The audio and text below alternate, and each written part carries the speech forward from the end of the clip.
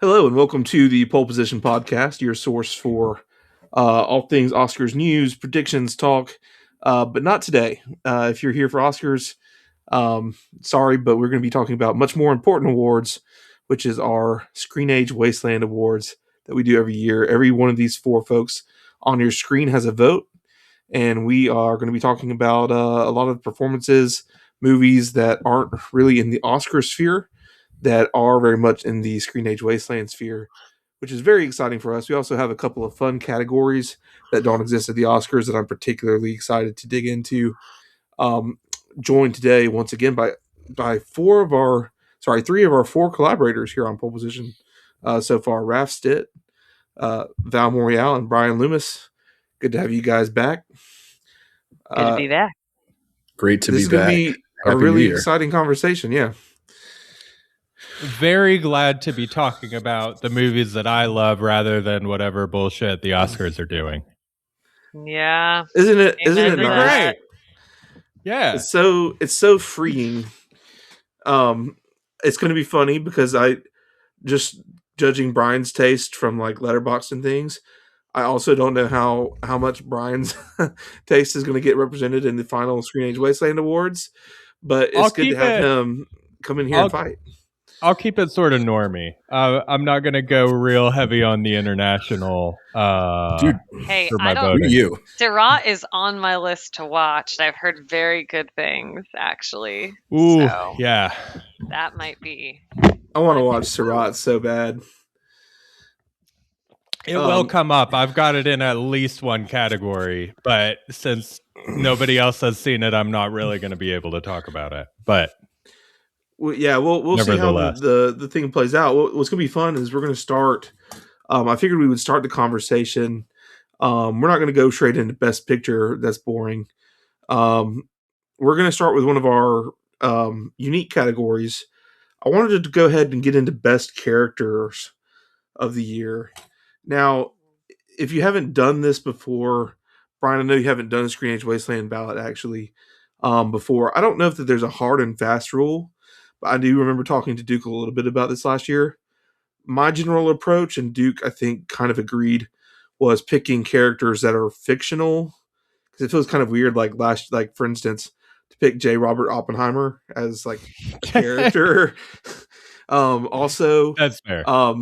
Also, so like for instance, Benoit Blanc would not be an eligible character this year because this is his third appearance as a character, and it would be kind of boring for him to keep showing up and just being one of the favorite characters. Father Judd, however, from Wake Up Dead Man would be eligible, and also I got him in here. Yeah. Oh yeah. David Cornsweat Superman would be eligible because he's a new iteration of that character, but he wouldn't be eligible again after this for like Superman World of Tomorrow. Whenever that comes out, that he would be off the table. Only new characters really. So that's kind of how I'm approaching this. Yeah, and since there's a lot of really great characters that we need to discuss, we're going to popcorn around. So I'm going to give one, and then like on my screen it's Raf, and then Val, and then Brian. So maybe we'll just go in that order. And we'll probably discuss about 16. We have 10 slots for Best Character that will actually get nominated. And there's going to be such a wide array of characters to talk about. We'll probably go a little bit over. And I'm going to start out with fun. And I'm going to say the Blue Derpy Tiger from K-Pop Demon Hunters. That's nice. I love him.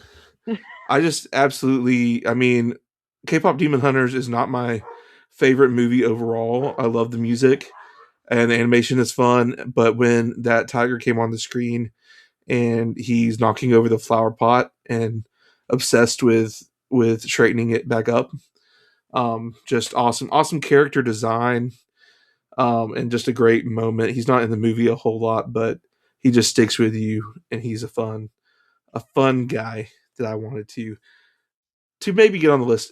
We'll see if he can't get on the actual list, but he's more of an outside shot. Raf, who you got as Best Character? Okay, so from what is probably going to be a movie that will be nominated a lot for the SAWards, from Sinners, when Sinners first came out, there was a lot of discussion about wanting a like HBO Max miniseries backstory about this character or group of characters. I'm going to go with the Native American vampire hunters Hell from yeah. Sinners as like a group. I'm going to nominate them as a best character because Oh, those guys were awesome, even though they're in the movie for all of like 5 minutes. well, even that they just show up and these like dumb white people are like, yeah, get off our land. And they're just kind of like, yeah, okay, your funeral. And then they leave, but you're like, oh, so awesome. Yeah, you know so much cool about them and energy. like how awesome they are from their very limited screen time. Like it's the meme of time at the club, impact at the club, where Yes. they're only there for a few minutes, but everyone's like, those guys rock. We should see more of them. That is an awesome pull, and I had not heard about this idea of a spinoff with them, and that's like the greatest idea I've heard in a while. Also, one more rule that made me think of that when you pulled Sinners out. Technically, too, I think we're limited to one character per Oh, film. really? Just because when Ooh. Man. when the final list comes together, because it would be so easy this year, especially to be like here's half the list from one battle and half the list from Sinners, with like one or two spots left over. So I think it will be probably one character representing each film, but I don't quote me on that. Maybe there's room, but we're just talking about fun. That was a great pull, Raf. I didn't mean to take the Sinner slot with Yeah, those guys, but the Sinner slot it with might the be worth it two- because they're awesome. Yeah. I mean, they're pretty fun. So yeah, that's just something to think about when it comes to the actual ballot. But Val, who are you thinking of? What characters stuck out to you this year? My immediate thought went to the character played by David Jonsson, Peter McVries from The Long Walk. That is definitely making my top 5 just as a Stephen King fan. I thought it was a great adaptation, but he is really, despite arguably not being the main character, the true heart and soul of that movie. I think he just has such a memorable performance. And the way they chose to change the ending from the Bachman novel, I think actually kind of hits the point home better. And he nails it. He's such a good actor, and his performance made me want to see him play more characters like that. Just a very unique and interesting character in a very dark film, Peter McVries from The Long Walk. Very nice. Very cool. This definitely won't be the last time we talk about David Jonsson on this podcast, and I don't think. King. Bryan, who's first up at bat on your list? Yeah. So yeah, I've got 2. One's from one battle after another, but we'll talk about that plenty. So I'll go with Clarissa from Black Bag, played by Marissa Abella, as just great character. So fun every time she's on the screen. Yeah, so loved Marissa Abella's performance there. Fellow industry alum, along with David Jonsson. So we were well represented. If I people loved that whole movie. I think it's so underrated. I feel like Black Bag is going to get a lot of love at the SAWards for sure. Let's make it happen. Yeah. That's where it starts. I saw it early in the year, and I was like, it's going to be forgotten by the Academy, but it will not be forgotten by me. I have to be the odd man out. I did not. Black Bag wasn't my bag, I guess. I just didn't enjoy it as much as everyone else. But I could respect it, but I just was. I don't know. But maybe I need to rewatch because I was in a weird space when I saw that in theater. If people aren't locked in now, I mean, the first 4 characters out of the gate, we have Derpy Blue Tiger from K-pop Demon Hunters, the Native American vampire hunters from Sinners, Peter McVries from The Long Walk, and now Clarissa from Black Bag. Not the first 4 characters anyone probably would have expected out of the gate. So this is really exciting. I was We're expecting leaving at some least real one obvious Gladys ones here. on the board. Yeah, I did have Well, Gladys. I had. Go yeah, ahead. we're gonna cycle. We're gonna keep go cycling around through. again. Okay. So I think we'll probably end up getting to the most obvious ones last because I'm gonna keep the ball rolling on the fun ones for now. And despite the fact that this is one of my least favorite movies of the year, I have to give a shout out to Baby Ochi from The Legend of Ochi, who is just like freaking fantastic puppet work and is so adorable. It's like a Grogu of this year. Forget, like you had Stitch and Toothless, these big IP characters that were brought into live action, but little baby Ochi and the Legend of Ochi is just like a masterwork. If you haven't seen that, the movie around him doesn't work that well, but the character is awesome and would be classic if there was a little bit better movie around it.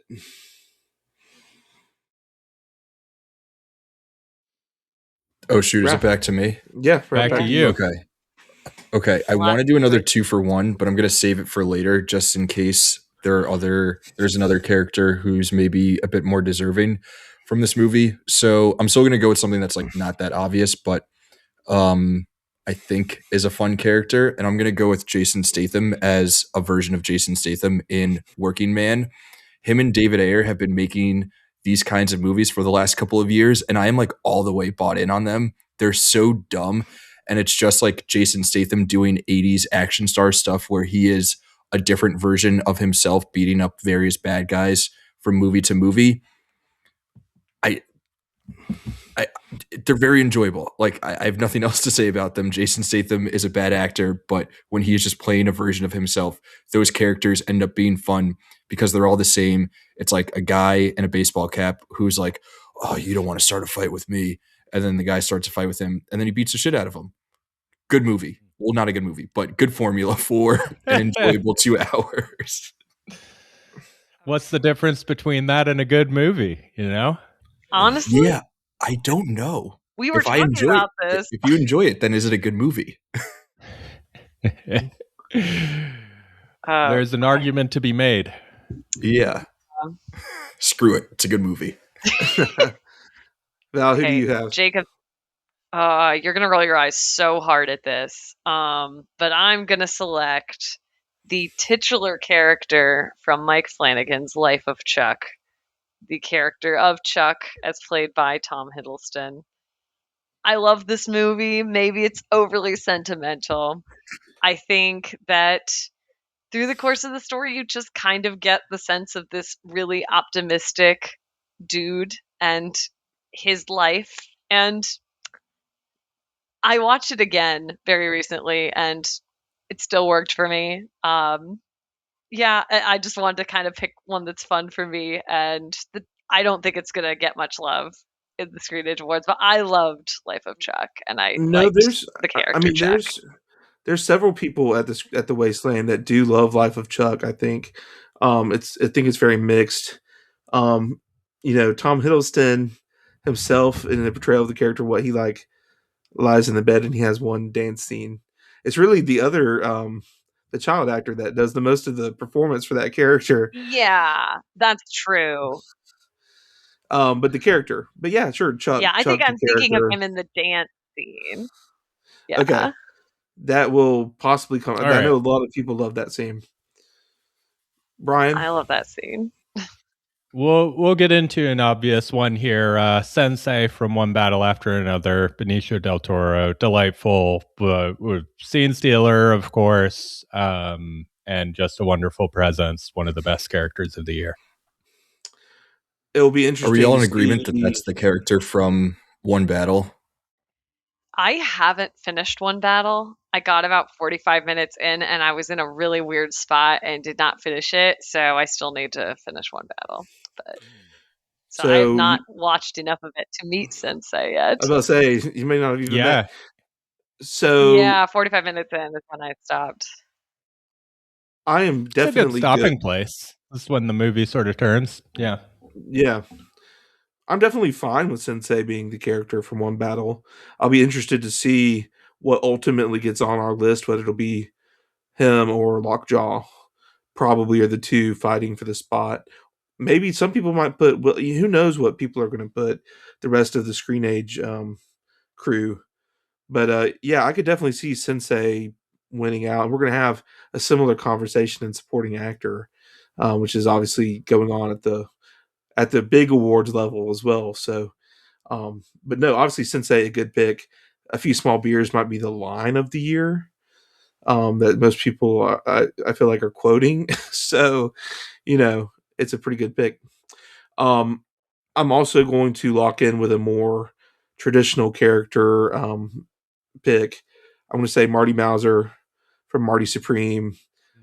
Just I think one of the best written, best performed characters of the year. Just very singular, like completely understand how that character moves and behaves in the world. Even when he's behaving badly, he still has such a sense of magnetism that you can't wait to see what he does next, what happens to him next.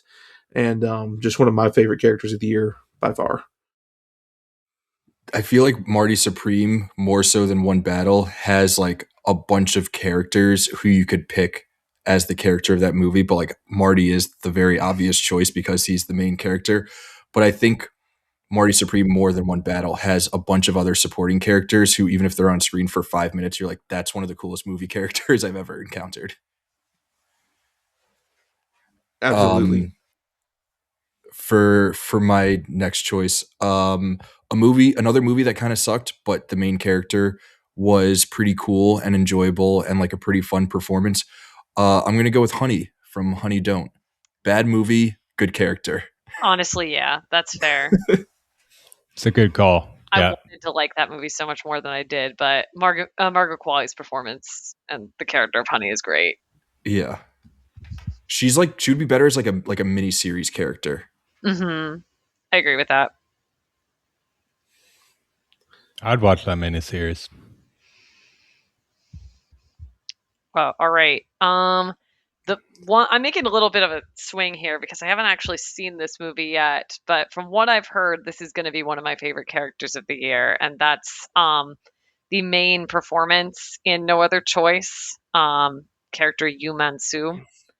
Like what I have seen of this movie, this character just looks so great. And I have heard from friends that I really trust that this is one of their top 5 movies of the year and that his performance is up there. So I have a feeling that's going to be up there for me. I won't know for sure until Thursday, but it will probably be present on my list. I'm jealous that you're getting it and it hasn't come to Knoxville yet, except it apparently randomly came to IMAX on a Monday one time, and I didn't hear about it until after it had happened. That was an So Alamo Draft House thing, Yeah. I think. I didn't hear about that here, but I'm very lucky that it's back at Alamo Draft House Thursday night. So Very that's when I'm nice. going. So hopefully we get it soon over here. Yep. Okay, we about to wrap this up. Yeah, we're about this. Do I go last Yeah, pick? pick a good one. Oh, we've got Judd Duplessis on here, and we've got Gladys still on here. Feel like we're going to talk about Sinners plenty, so I'll take Judd here. Judd Duplessis, he's probably the best part of Wake Up Dead Man. Movie hinges on him for the first 45 minutes, and it's really invigorating to not have Benoit Blanc in the first part because Judd is so interesting that it's like, wow, this is really working in a unique way, and it sort of brings a fresh energy to the film being the third in the franchise. So I'll take Judd. Mm-hmm. Great shout. Love Absolutely. Judd. Awesome. We're gonna wrap up this round with a bit of a lightning blitz through because we have so many that are still on the table. Honestly, we've all mentioned Aunt Gladys and very much could like win best character at the Screenage Wasteland Awards, and we all wanted to go with more fun like side picks. Obviously, I don't know how many people are actually going to end up seeing Predator Badlands before the vote, but Deck/Thea. I almost want to treat them like one character, like they're Banjo and Kazooie, just because they're like constantly tied to the hip. No one said Jesse Plemons' character from Begonia or Emma Stone, which is interesting. I've got him more in best performance. Yeah, not good at characters. Yeah. So yeah, interesting. And I also I threw out there Sophie Thatcher's character and companion Iris. I thought that was a fun, inventive character. Anybody else that y'all were thinking of just to throw out there before we move on? I had Mary from Sinners. I really liked Mary. But you could, like you were saying, Raf, you could take any of 5 or 6 different people. Yeah. Yeah. If we wanted to go way out there, the ugly stepsister, which is probably not going to Oh yeah. be on a lot of lists. The character of Elvira is really great, actually. I think that even though she doesn't have a ton of dialogue, she's just a very it's a body horror, but she's a very in her performance portrays a lot about who she is, and it's a very interesting portrayal of a very well-known story. And I don't know, she's probably on my list. I don't know, for my favorite characters. All right, we're going to venture into. Go ahead, Raf. Oh, I just got 3 quick ones. Jimmy Olsen from Superman, great version of that character. Austin Butler in Caught Stealing, whatever that character's name. Another one where it's kind of a bad movie, but the main character is fairly interesting. And then The Entity from Mission Impossible 8. Oh, okay. The Entity. Nice. And actually, you triggered me to think about the Superman question, where who is the character that might get in from Superman, which is a pretty popular film among the Wasteland. I could see Mr. Terrific being the pick of people, or Superman himself. But I could. Lex Luthor. Lex Luthor. Yeah, there's several And characters Lois is also a good character in that. Yeah, it's actually a sinners or one battle problem once you start to think about it. Superman has so many wonderful characters to pick from this year. So that will be really interesting to see how that shapes up. We have no real control or access to how the awards body's going to do characters, because as we just seen, it's such a wide field. Who knows what's going to pop up? Here comes Percy to mess with my microphone. Okay, we're going to switch into a more regular, a more normal awards category for a moment, and we're going to go with Best Director.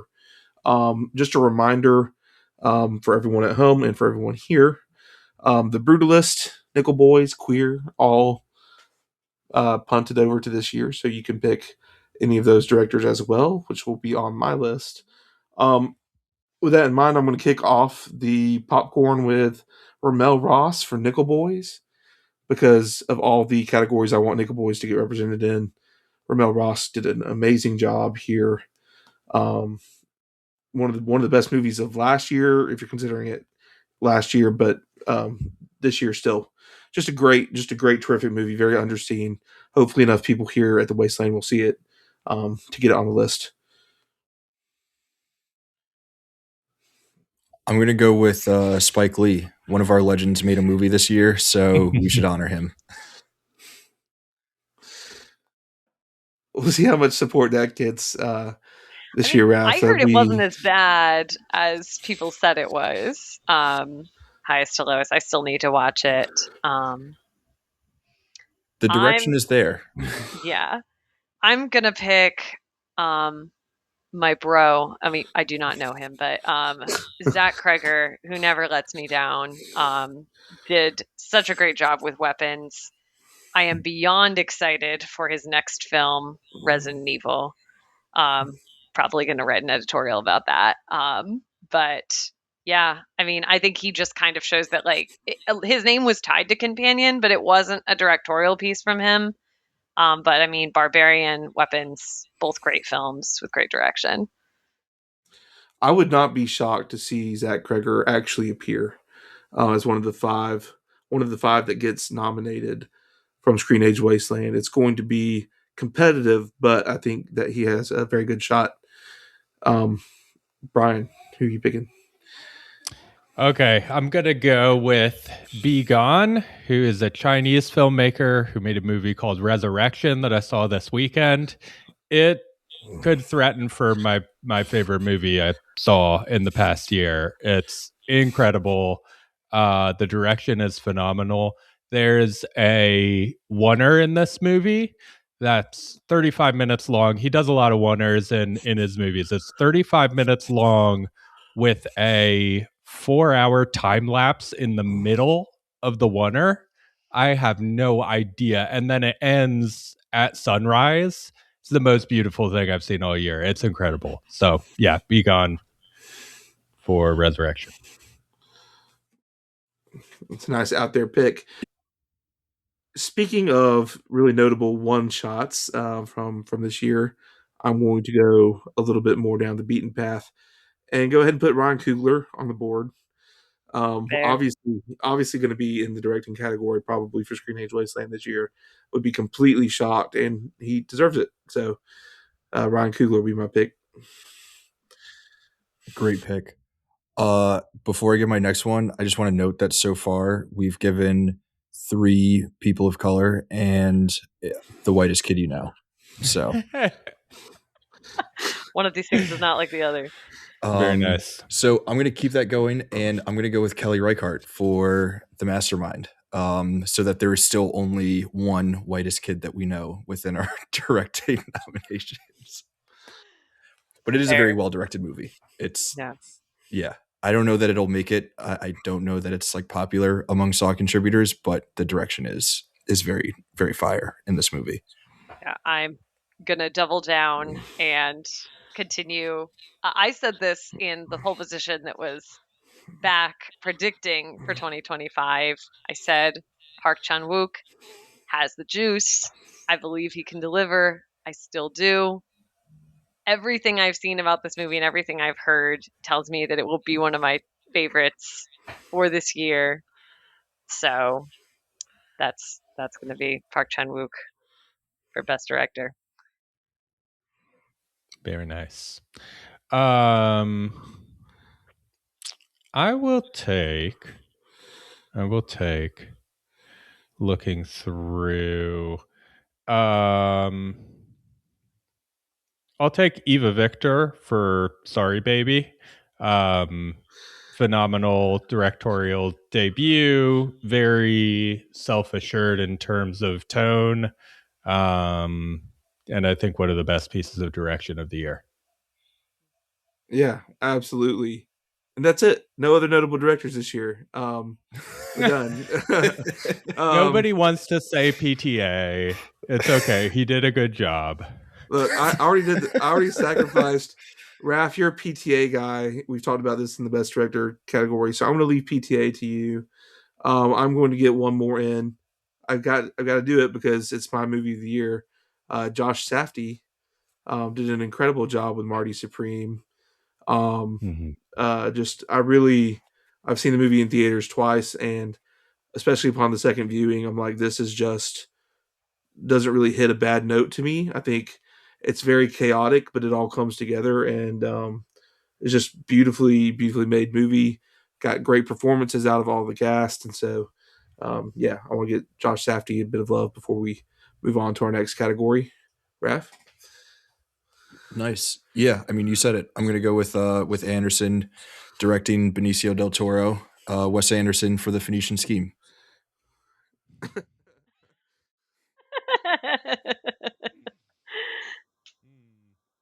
All right. I'm gonna go with actually not one of my favorite movies of the year, but I still think great direction from Danny Boyle in 28 Years Later. Still a really beautiful film, and I'm excited to see the Nia DaCosta follow-up this year. I've heard it's pretty banging.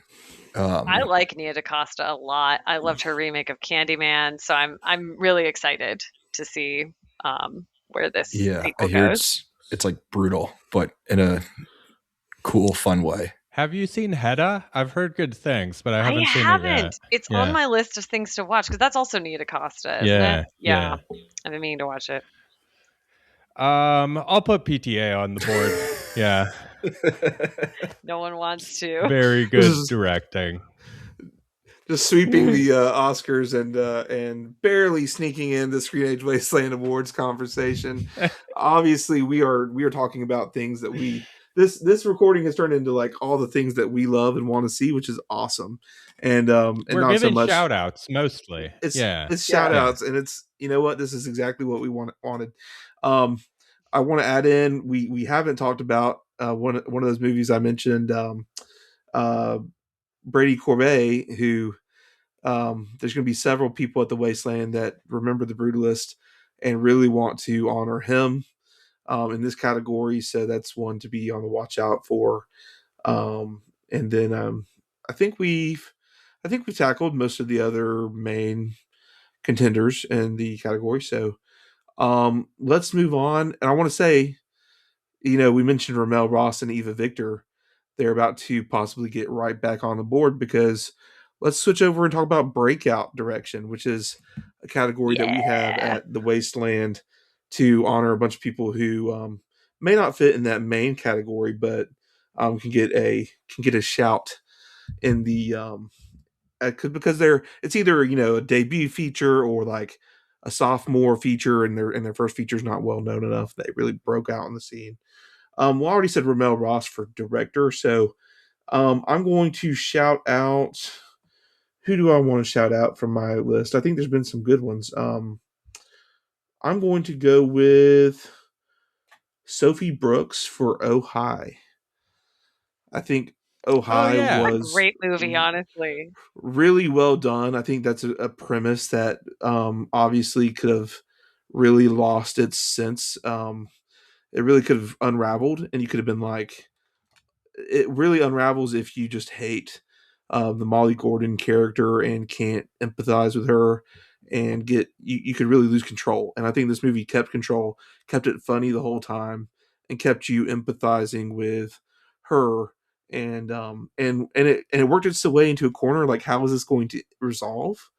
Um, in a way that's satisfying, and it mostly gracefully worked its way out of that corner just fine. And so I think that's a pretty good shout.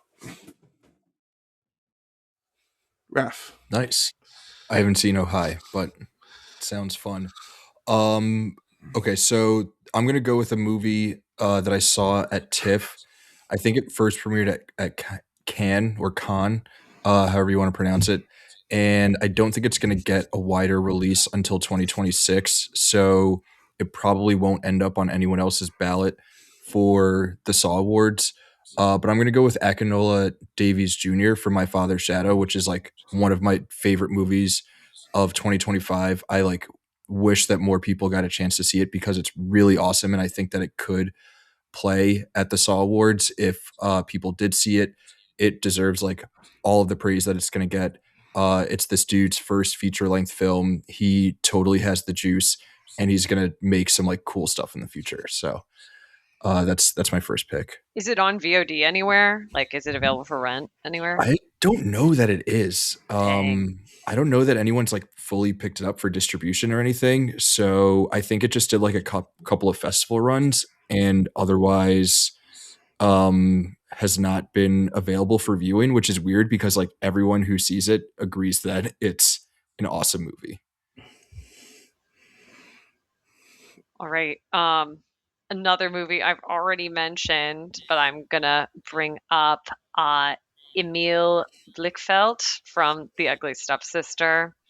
Kind of hard to believe seeing that film that's her debut. I think it's a great movie. It feels very Cronenberg and very like well developed in the sense that she's not just doing things for the sake of doing things. It all feels very purposeful, very tentative.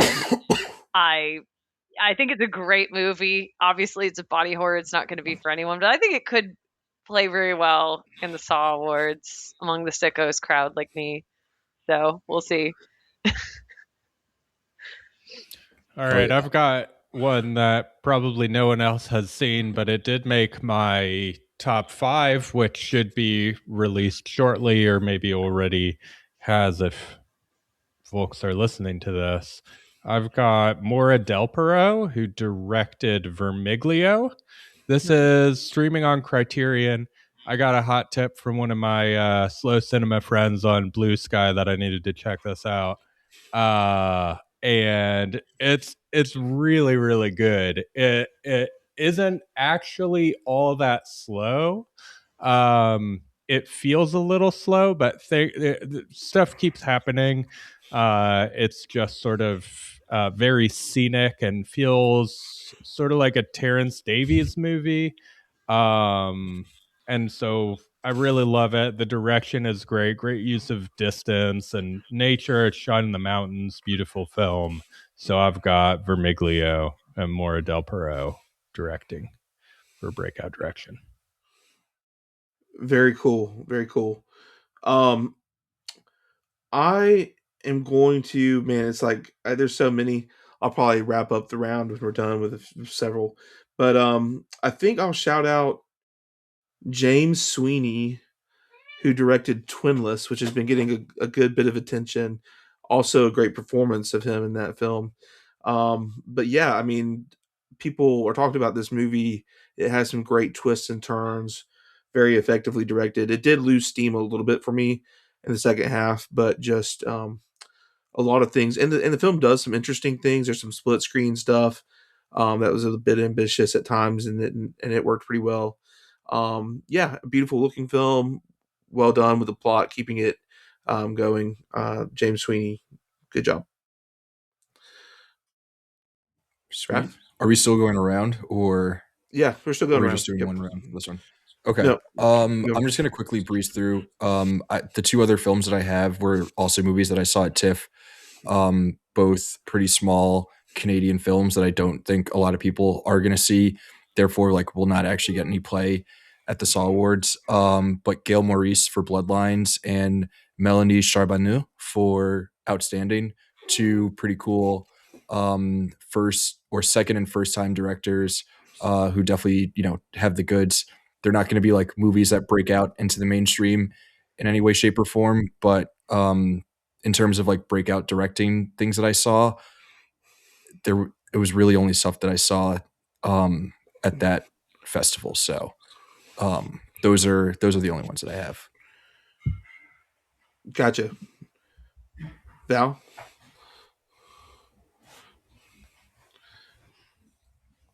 You're on mute. Oh, yeah. Sorry. Another one that had kind of mixed response in the festival circuit, but I really liked it, was Chris Stuckman's Shelby Oaks. I think for a debut film, it does a lot of experimentation, and it was done under the direction of Mike Flanagan, and his fingerprints are definitely there. Um, but it isn't as talky as a Mike Flanagan film. There's some CGI stuff that's a little bit like, but I think overall, I was just really happy with it, and it felt like a director who has a good future, knows what they want to do. So yeah, throw out Chris Stuckman for Shelby Oaks. Nice pick. Bryan? Great. All right, I got Sam Crane and Penny Grillis, who directed Grand Theft Hamlet. Have y'all heard about this movie? I have. Yeah. Seen clips of this. It's kind of amazing, actually. It's really cool. Yeah. So they basically recreated like well, they staged a production of Hamlet entirely within Grand Theft Auto. The entire movie is also set within Grand Theft Auto using like voiceover, voice chat that's been captured along with footage of Grand Theft Auto. So the characters will be like talking to each other about the production of Hamlet.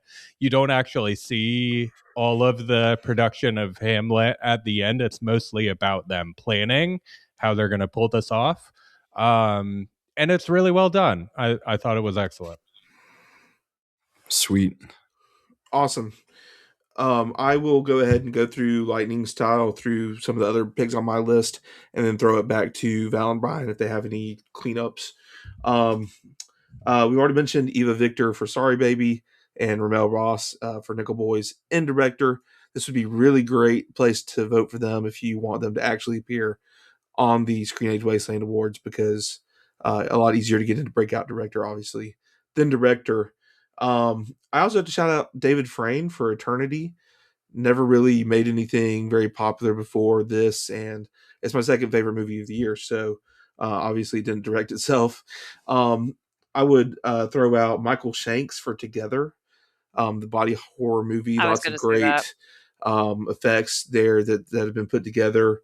I'm going to throw out Nick Rowland for She Rides Shotgun, which is an underseen film, really, really well handled. And I've got two more. James Griffiths for The Ballad of Wallace Island. A lot of people talking about this movie, and it is either the debut for him or like a sophomore feature. And everyone kind of hated on this one. And no one went and saw it, but I really liked Americana from Tony Toast, the one with Sydney Sweeney and Paul Walter Hauser. Lots of folks in that one. It's a very fun movie. Deserves more recognition. I will hold on Redux, which is a Fantasia film that I saw at the festival, but that will come out in 2026 wide release. So we might be talking about that one at the end of this next awards year. Bryan, I'm sure you might have a few more. Yeah, I didn't know Sydney Sweeney was in a movie this year. We know why Jacob liked that movie. Okay, I've got a couple. Andrew DeYoung for Friendship. I thought it was great, and he brings a real nice energy and a little bit more structure to what Tim Robinson's doing that allows it to stretch into a feature instead of just a bunch of sketches. And then Clint Bentley for Train Dreams, second feature, but it's definitely hit in a bigger way than Jockey did. So those are my other two. Very nice. Val, anything left? No, I was going to mention Shanks, but you already got it, so I'm good Gotcha. for now. Gotcha. That's a Surprise good no cross Justin section. tipping. What movie did he direct? Him? Oh, I thought that was Jordan Peele. I could argue Hikari for Rental Family. Technically her second film, but her first film was kind of small by comparison. Rental Family's wide release. Yeah. I don't know if there's an argument for that, but I did really enjoy the direction in that. That definitely tracks. Yeah, that would fit into our conception of breakout direction. Okay, we're going to jump over to another regular category and talk about some performances.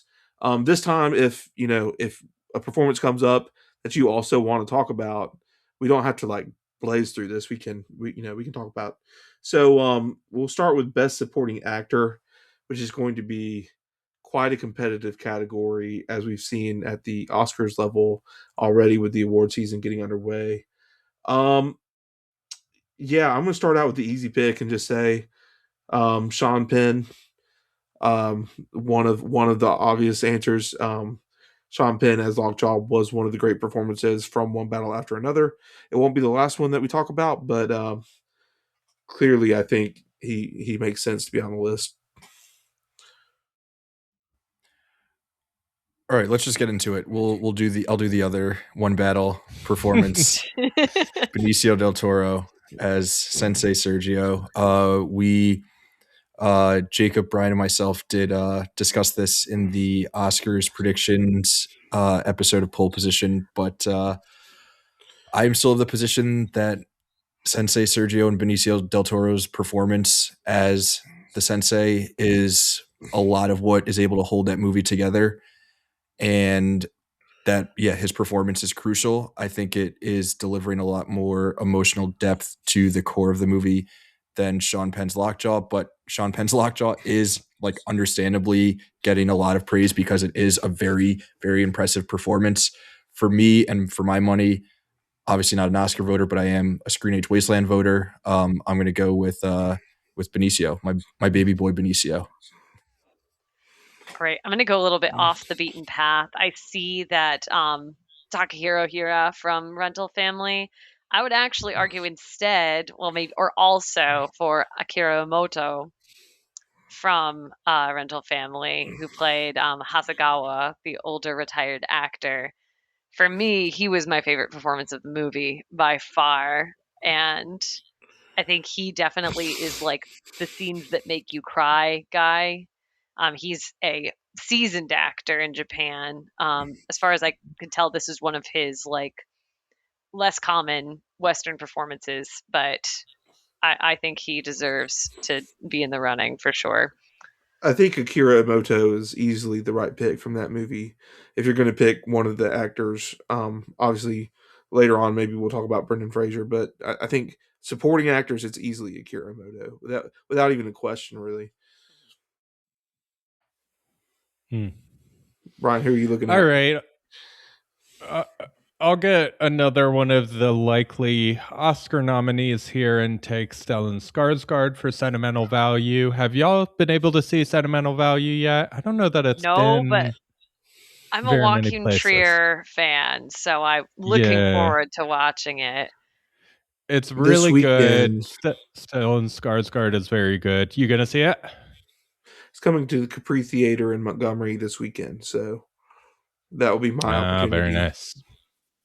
Yes. Looking forward to it.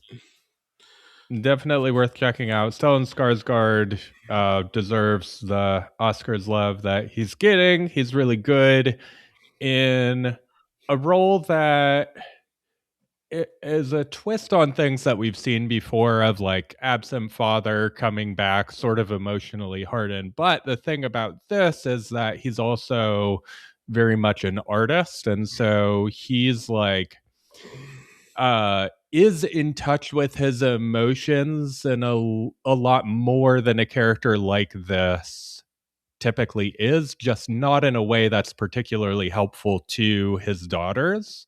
And so I found that and how that was handled really unique and interesting, and he's great.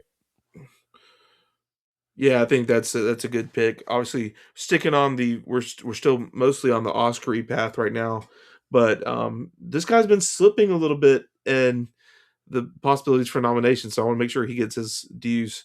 Paul Mescal for Hamnet. I mean, I thought Paul Mescal was fantastic in Hamnet as William Shakespeare. He's very important as well to the catharsis and that last act. I don't know probably if anyone here has seen Hamnet, but it's a great performance, and I hope he doesn't slip out. To bring us back to a more Saw focus for nominations, I'm going to go with Ralph Fiennes in 28 Years Later. I think that's a super fun performance. He shows up towards the end and brings like a fun, little energy to the movie. It'll be exciting to see like what that character means for the sequel, but that feels more in line with like, let's stay away from the prestige of the Oscars, but something that is like still very impressive, but probably won't be recognized by some of the big guns out there. Yeah. That's a good pick. Or, I didn't even love that movie, and I agree with that pick. I would go somewhere in between of something that might get some Academy attention, but most likely I think we'll get more Saw attention, which would be Miles Caton in Sinners. Probably Nice. my favorite performance in the movie. I think that even though he's not on screen a lot, for considering he's the main character, arguably, I think that when he is it performs super well. Argument for his character, like we talked about earlier too, maybe, but Miles Caton from Sinners.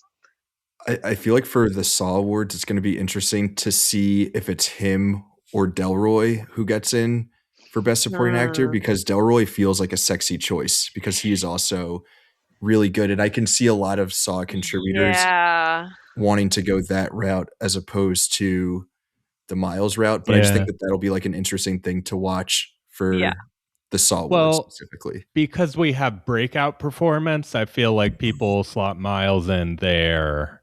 And then that's probably take true. Delroy in the other. That's a really good point. Yeah. I'm going to cheat a little bit here and take an actor who was in 2 movies, and I thought both were delightful but very different performances. I'm going to take Jeffrey Wright from Phoenician Scheme and Highest to Lowest. Really good and interesting appearance in Wake Up Dead Man. Oh, shoot, he does. Okay, I'll take all 3. He was really fun in Wake Up Dead Man too. So Phoenician Scheme and Wake Up Dead Man are more just like fun performances. Like he's in the movie for 5 minutes and you're like, what a great hang. So glad to have you around. More complex in Highest to Lowest, but doing some really interesting things and playing a character that maybe could be more unlikable in other hands, but he really makes the character sympathetic, and it's really great. So yeah, Jeffrey Wright, what a year. Yeah, if Highest to Lowest didn't get like not even backlash, but if it performed a little bit better amongst critics or whatever, I think that performance would be one that people would be talking about, because he's really, really, really strong in that movie. Mm-hmm. That's a great shout. Preseason, I had Jeffrey Wright as I really thought about putting Jeffrey Wright as my best supporting actor from that movie, not knowing exactly what Denzel's role would be. But I love Jeffrey Wright. I'm going to keep the Phoenician Scheme love running. I didn't love the Phoenician Scheme. I'm not a huge Wes Anderson fan so far, but since I saw that movie, I've been wanting to spread some love on Michael Cera, who is just so fun as Bjorn. And he gets the opportunity, spoiler alert, to transform within the movie. And when he does that, it really highlights his performance as Bjorn, because you're like, oh yeah, like that's so different than what Michael Cera really normally even is. Also in The Running Man had a pretty fun role. His part in that was a lot of fun, even though I did not like that movie. Yeah, so a little love for Michael Cera here. Yeah, I definitely had him on the list as well. He's great. He's delightful in that. That's a great shout. Oh dear, I'm kind of torn between two. Okay, I'm gonna go with I hate to say it, but like the more that I think about the performance, the more it really works for the movie. And part of it is just because Josh Safdie understands that to get the best performance out of people, you just have to make them play slightly exaggerated versions of themselves. Kevin O'Leary's really good at Marty Supreme. That's true. Unfortunately. It's true. Very true. It's so tough, but he is really good. Yeah. How much of it is performance is the question. They said, hey, Kevin, be exactly yourself. Which is exactly what he said in Uncut Gems. Right. So yeah. Kind of perfect. Perfect fit. Mm-hmm. Val, sorry. All right. Okay, so I love a lot of the performances in The Long Walk, but obviously it has to be David Jonsson. I mean, like, I was even looking, I was like, I also really, really liked Ben Wong. And I liked Charlie Plummer. He's kind of a dick, but he's kind of a lovable dick a little bit. But yeah, it has to be David Jonsson, because he's just so good and so magnetic that every scene he's in, you're like locked in on his performance. But when I think about for ensemble though, I really liked a lot of the performances in The Long Walk. Yeah, I'm so glad you mentioned our ensemble category, which we may not do on this podcast today, but we do have a best ensemble and a best picture, so it makes sense to honor things like The Long Walk and best ensemble if it doesn't get in that best picture race. Because you're talking about so many supporting roles that might not fit individually in the performance categories, but it's such a great ensemble. Also, David Jonsson, this is the second straight year where he's been in like a horror movie, and I'm like, he deserves to be amongst the supporting actor type nominees. I mean, he was so great in Alien Romulus. David Jonsson is on a rocket ship, and he's bound to be really actually competing for one of these things sooner rather than later. So, absolutely, yeah. Check out Rye Lane if you haven't. Rye Lane, excellent. Yeah, I love that movie. All right, I'm going to take another actor who was in 3 movies this year, but I am only going to take one of the movies this time, for which will be why will become clear in a moment. I'll take Paul Rudd in Friendship. He's really fun in Friendship, and gets a lot more depth than it would seem like from the trailer. And yeah, just loved the character. Also starred in Death of a Unicorn and Anaconda. I will not be selecting Paul Rudd in either of those movies. Yeah, I was gonna say that's wild because I was just about to mention him for Anaconda. Were you? I haven't seen it No, yet, no, but no, I've heard not great things about it. Okay. no. Honestly, though, Anaconda's gotten mixed reviews, and I'm not putting him out there, but Steve Zahn is really a scene stealer in Anaconda. He's the I Jack love Black and Steve Paul. Zahn. Yeah, Jack Black and Paul Rudd are the ones that are like marketing that movie, but Steve Zahn is the standout by far. Have any of you seen Tom Hanks' directorial feature, That Thing You Do? Steve Zahn steals That Thing You Do. People He's so good swear in by That that Thing You Do. movie. Oh, I swear by it. It's great. Yeah. I've not seen it. That's awesome. I'm gonna go through do lightning so we can get out of this round.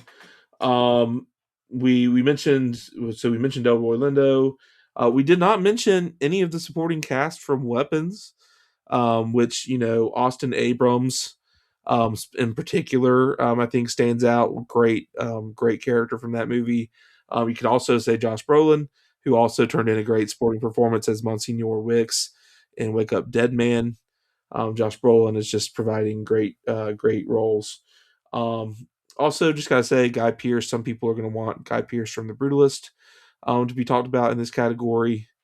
Oh yeah, I keep forgetting about The Brutalist. I don't have it on my list, so it's tough. Yeah, it's one of those. Just a reminder that technicality that we can vote for these things because they fell through the cracks last year.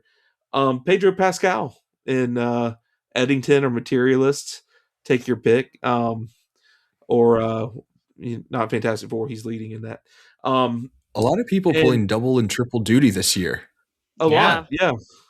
Don't forget Dave Franco appearing in like 3 or 4 movies this year. Right. Of all things. Josh O'Connor, I think, got into 4. Yeah. So. Josh O'Connor with a standout year. And I'm going to throw in a special shout out for, I don't know how many of you have seen Roofman. But Lakeith Stanfield cracked me up in every scene he was in. It's just like Lakeith Stanfield. Just a scene stealer every time. And he's not in the movie very much at all. But he's honestly one of the best parts and didn't really get talked about enough. Val, we need to mention Jacob Elordi from Frankenstein, who does an incredible job as the creature, regardless of how you felt about that movie. He was really good. Yeah, I haven't seen Frankenstein, Val, but the other two guys on either side of you on my screen shaking their heads. Big time Frankenstein. I'm not shaking my head at Jacob Elordi. He's good in the movie, but I'm not a Frankenstein. I didn't like it. I thought your review was really good for it. I appreciated your review. I had things I liked about it, things I did not, but I did like his performance. Yeah, it's good. Conan O'Brien for If I Had Legs, I'd Kick You. He's really good in that movie. It's great. That one's on my list of stuff to watch. I need to see I've got to pay to rent that one. ASAP Rocky also pulled double duty this year, and in If I Had Legs, I'd Kick You, and Highest to Lowest. He's good. He's good in that. In If I Had Legs, yeah. Can I throw one more, which might end up sneaking into lead, but Marlon Wayans and him. Hive, stand up. Okay. Where you at, all right. I'm actually, and I'm not being ironic here, he is really good in it. I think he's going to get nominated. I just don't know if he's going to be lead or supporting. He's supporting. You've seen him, right? I haven't seen him. It's a movie that I wanted to like so much, but it's just kind of a mess. But Marlon Wayans, he was excellent. Marlon Wayans is very good. Is very good in that terrible movie. It is true. It kind of works. Read the original script, though. The original script's a lot better, so who knows what happened. Yeah, probably the same. And we're not even talking about After the Hunt. I know someone somewhere I saw listed Andrew Garfield. I think in our spoiler alert, we're working on best 50 performances of the year. Someone shouted out Andrew Garfield, and I'm like, that's a movie that you would think would be in this conversation, and nope. So anyway, moving on, we're going to go might as well pair this up with Best Supporting Actress, get that conversation started off. Yeah, and I'm going to set the tone with Chase Infinity so that we don't have to talk about her in lead actress. No, We're boo. going to put I her agree where with you. we're going to put her where she belongs. Get out of here. For her exceptional performance, I'm calling her Duke. exceptional supporting performance, and I will tell you, Duke does not care. This is how this will work. So if you put in, Bryan and Raf, you want her in lead, you nominate her in lead. Val and I will nominate her in supporting. Whichever one she has more votes of, Duke will just transfer all the votes over to that category, and she'll be in that category. That's how Duke prefers to handle that, apparently. So it is what it is. I think that's fair. I am launching Chase Infinity as one of the great supporting actress performances of this year. She's not the lead in the movie to me, but I think she's stellar, especially in the third act, obviously, which is the part that really where she ramps up and becomes something approaching a lead performance.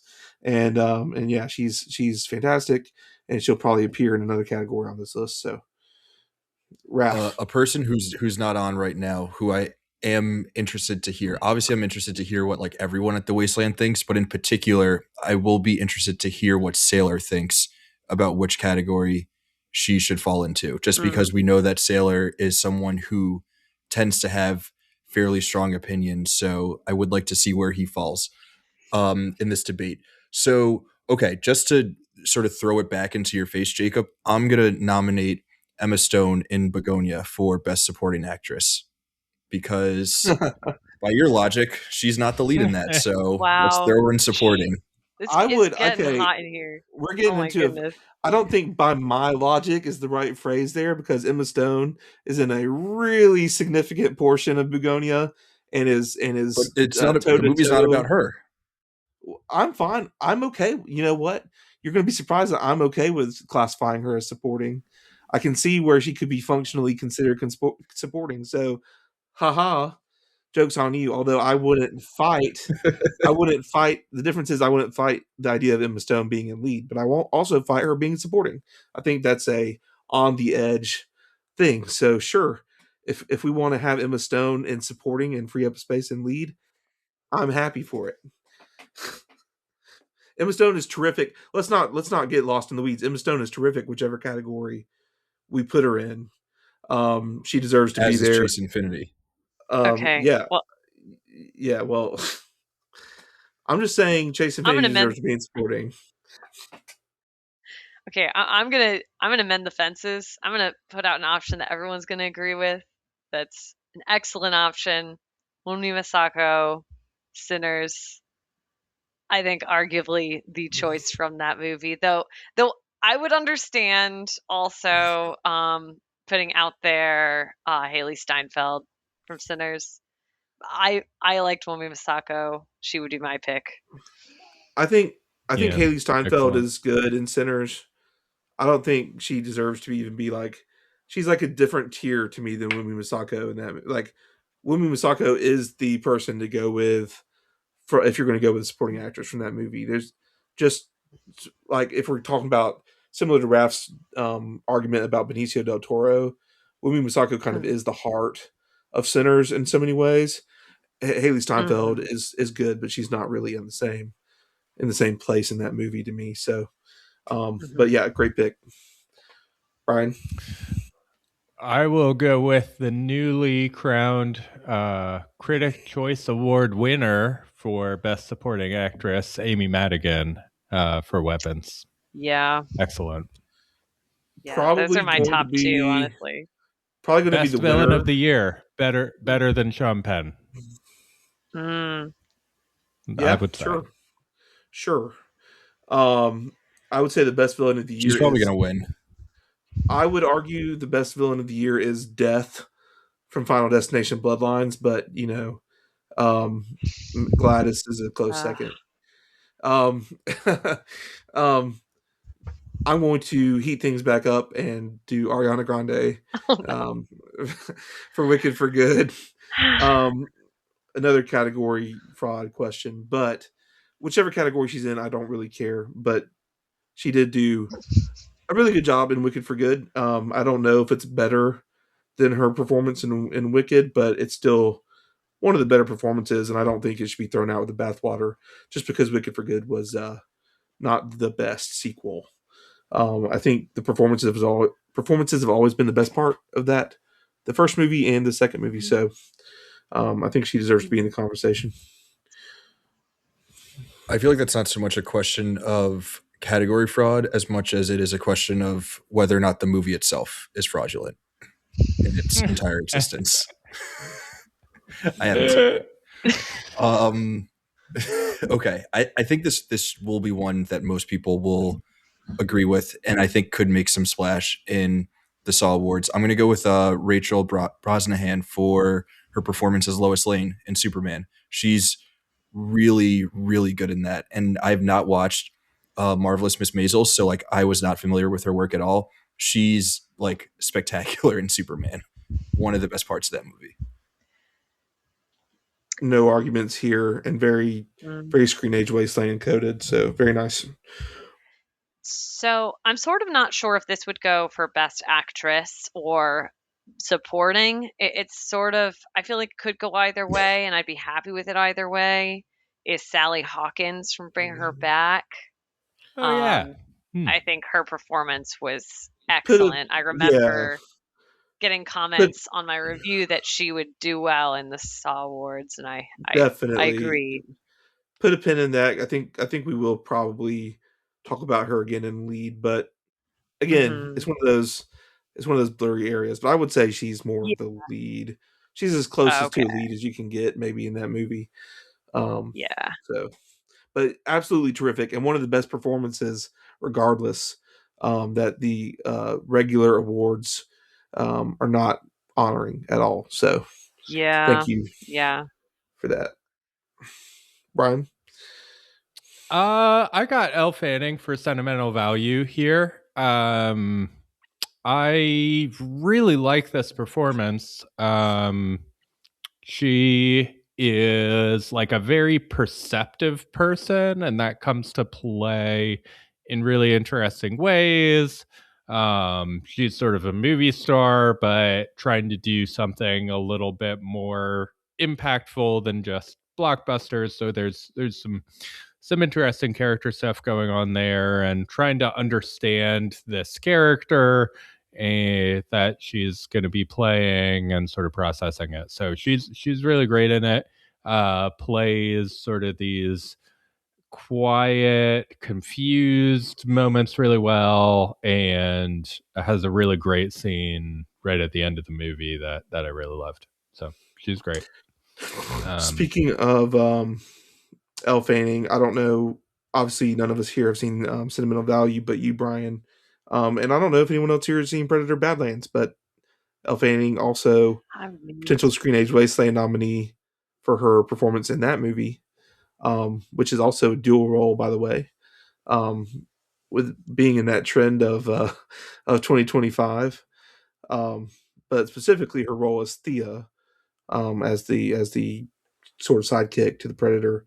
But my pick for my last round of this is Odessa Azion from Marty Supreme. I think she goes toe to toe with Timothée Chalamet at his peak in some of these scenes. Really, really fantastic newcomer.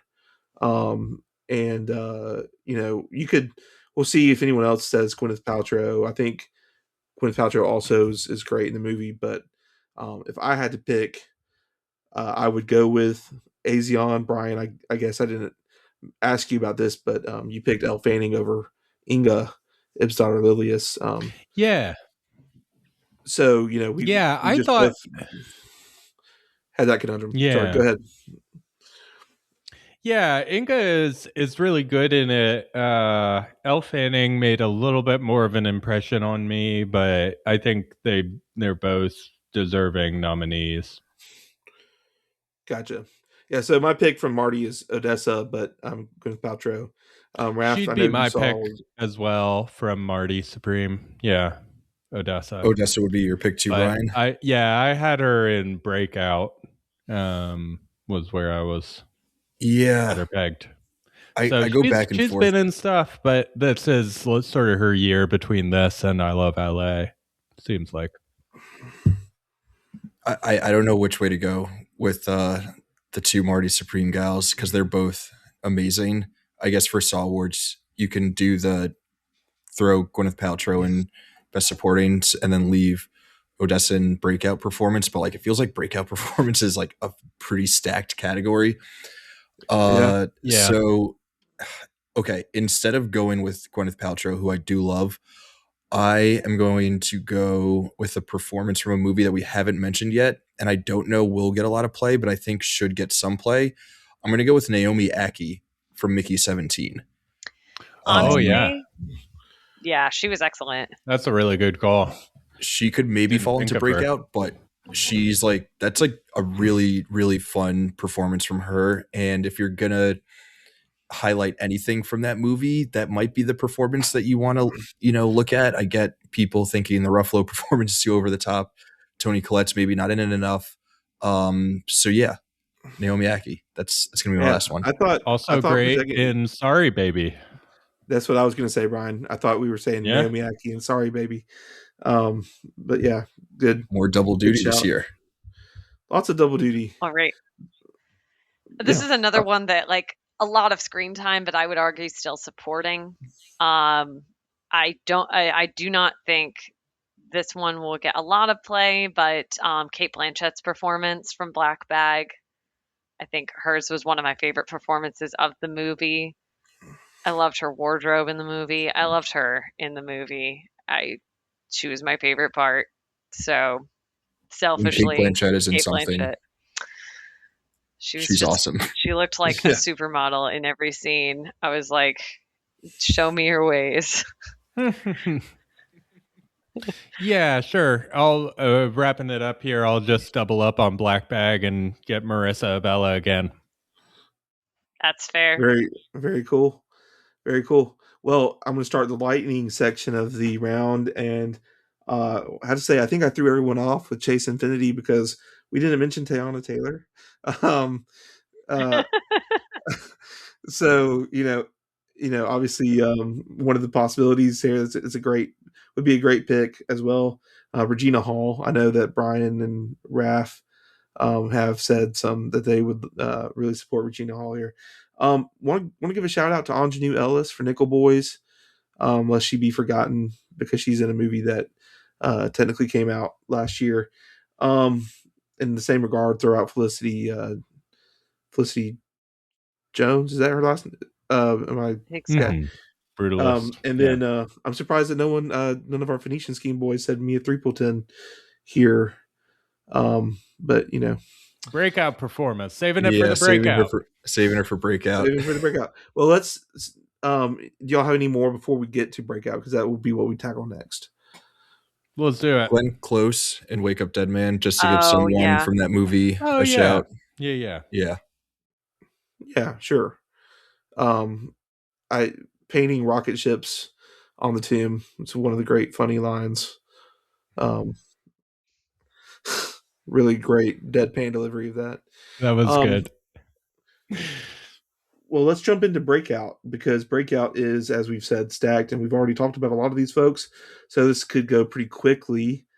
I might as well throw in one that we haven't talked about since we've talked about so many and do Jacoby Jupe from Hamnet, who is just incredible as a child actor. Probably the best true child actor performance of the year. So I'll say Jacoby Jupe from Hamnet. He was really good. Oh dear, I feel like we've mentioned so many of the ones that we want to talk about, but I'll go with Mia Threepleton from Phoenician Scheme. Great breakout performance from her. Kind of one of those movies and performances that has gotten lost in the shuffle, but deserves a lot of love because she's awesome in that. Yeah, she did a really great job delivering that deadpan Wes Anderson humor, for sure. Gosh, this is so hard.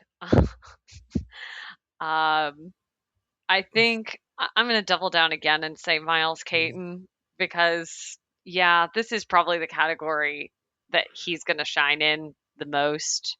He has a lot of competition in supporting. He has probably a better shot here, and I think he does deserve it. Definitely the most memorable for me of breakout performances. And though I'm looking at some others on my list that I'm like, I liked those too. That probably the most memorable for me, Miles Caton. All right, I've got a movie we have not mentioned yet. I don't know how many Okay. of y'all have seen it, but I've got SZA from One of Them Days. I thought she was great. Yeah, it's a really fun movie. Real throwback type of movie, and SZA is a great presence in it. Yeah, that may be one of my next movies on my 2025 list as I try to reach 100 movies for the year by January 31st. Because it's one of the few movies that's like looks really fun and breezy to watch rather than like a It really is, serious yeah. like than like a serious like connect like sit down make sure I'm in the mood thing. I've been meaning to watch that all year and yeah, that's a good shout. Um, Back around to me. I'm going to highlight. Let me get her name. Anna Sophia Heger from She Rides Shotgun. So if you haven't seen anything about She Rides Shotgun, she's like an 11-year-old girl whose father is is gotten out of jail and is being hunted by a white supremacist gang, and she is like the heart of that movie and just an incredible child performance. Honestly, like on the level with maybe Jacoby Jupe. Um, and it's even though it's a thriller, it has a lot of realism and like emotion to it to me, and she just knocked it out of the park. So she definitely deserves to be mentioned on this list. I know no one's probably seen She Rides Shotgun. So Raf, No, who's that on sounds your list? awesome though. Yeah. Yeah, I think this is one of the most stacked years that we've had for breakout performances because some of these like actually have Oscar and other big time award aspirations. Not her first movie. I've been singing her praises since 1001 Years, but this is most people's first experience with Tiana Taylor. So it kind of is a breakout performance in One Battle After Another. And like she's getting serious Oscar consideration, like will probably be nominated. So that's pretty remarkable. That this movie has two of the biggest breakout stars of the year. PTA's done it again. Pretty cool. Yeah. Yeah. That's true, and I completely Yeah. even forgot about her as a breakout star when I was doing my list. But it's Yeah. true. So really good 1001 pick. Years is awesome. Everyone should check it out. It's She's great. so good in it. Love that movie. All right. This is Now, Go ahead. sorry. This is a lesser known kind of pick from a movie we've talked a lot about already, but I was going to say Carrie Christopher from Weapons as Alex. I thought Yeah. he did a really fantastic job. We've had some good child actor performances this year, but his was up there for me.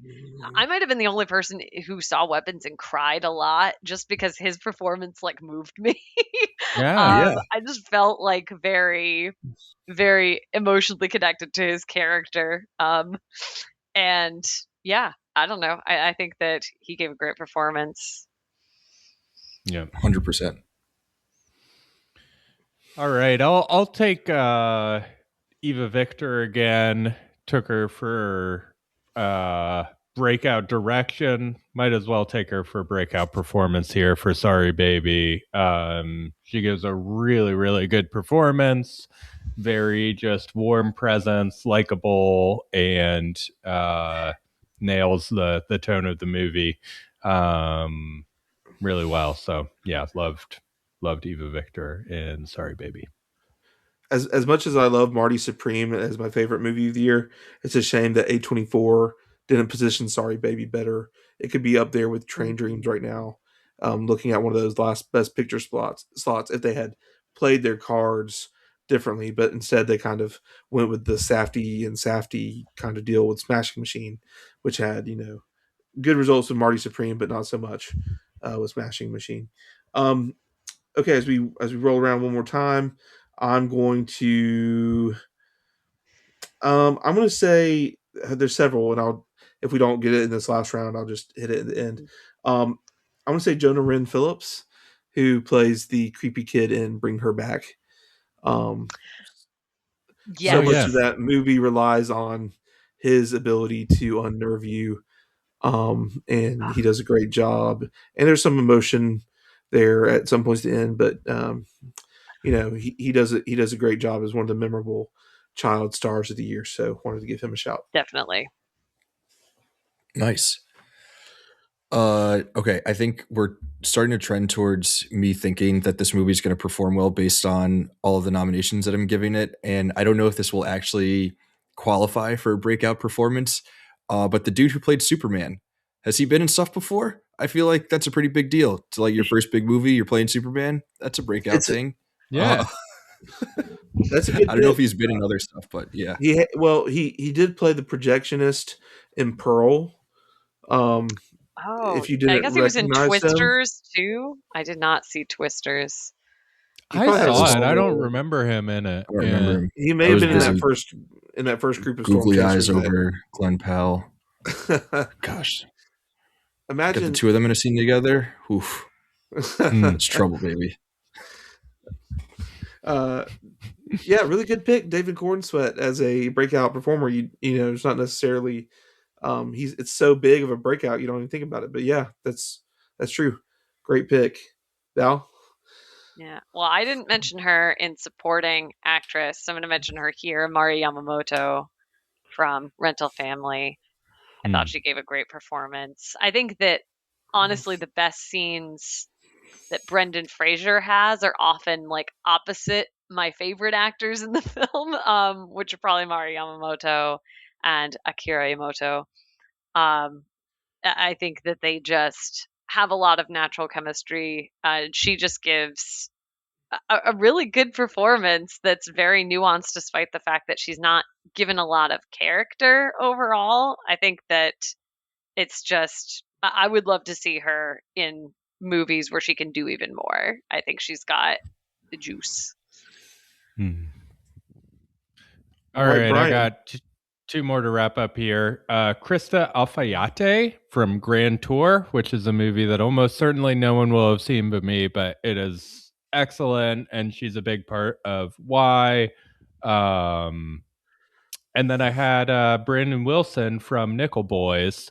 I thought he was really good, gave a really good performance as well. Nice. Well, to help close us out, I will throw it to Raf and Val if y'all have anyone left. But we didn't technically say Chase Infinity in breakout performance, although we mentioned earlier on that we would throw her in breakout performance. So it is what it is. Clearly, she'll be in there in that category. Odessa Azion, I don't think we went back and said, yes, that's a good category for her to be in. Alfie Williams from 28 Years Later. I definitely thought he was going to get a shout. I was thinking about that, yeah. And then I would add James Sweeney again from Twinless, a weird case where it's like an Eva Victor situation, both breakout director and performer. I'm surprised. Could throw Dylan O'Brien in there too. Dylan O'Brien, not as much of a breakout performer. He's been in. Was he in like a television show that I didn't see? He was in Teen Wolf that was like around a while. He was also in that movie on HBO. I want to say Lake Mungo, but that wasn't it. Lake Mungo I liked a lot. He also led the Maze Runner series, which is like still blockbusters, even though they're a little bit lesser blockbusters maybe. So yeah, he's been around a little bit. With the Love for the Ugly Stepsister, Leah Myron, I haven't seen that personally, but I thought that might come up. Yeah, I didn't look up what else she'd been in, but she was excellent. And then again, y'all said Mia Threepleton. The Phoenician Scheme Boys would throw her in here in the breakout category.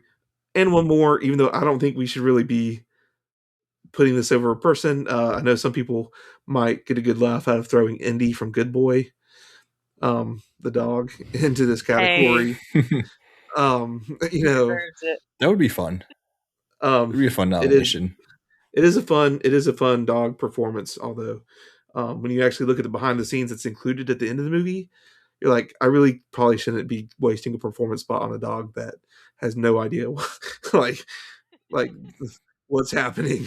But anyway, good I know picks we all don't do around. best animal performance in the SAWards, but Maybe we typically should gets have a best recognized. animal, favorite Are animal your of movie. It are your gets recognized superlatives in out? Raf superlatives. Yeah, Yeah. they Okay, will be there you out go. by the time this is released. So He'll have to fight for that spot from the yeah, Derby Tiger in K-pop Demon Hunters. Perfect. Let's do a really also we didn't say Austin Abrams in Weapons could be a Yep, fun yep. one. His scene was fun, and obviously Stavi in Begonia, even though he's a world famous comedian, and ASAP Rocky in Highest to Lowest, even though he's a world famous rapper. So Yeah. Yes. breaking out And into a different. Ice Spice and SpongeBob. Yes, of Oh course. my god. Yeah.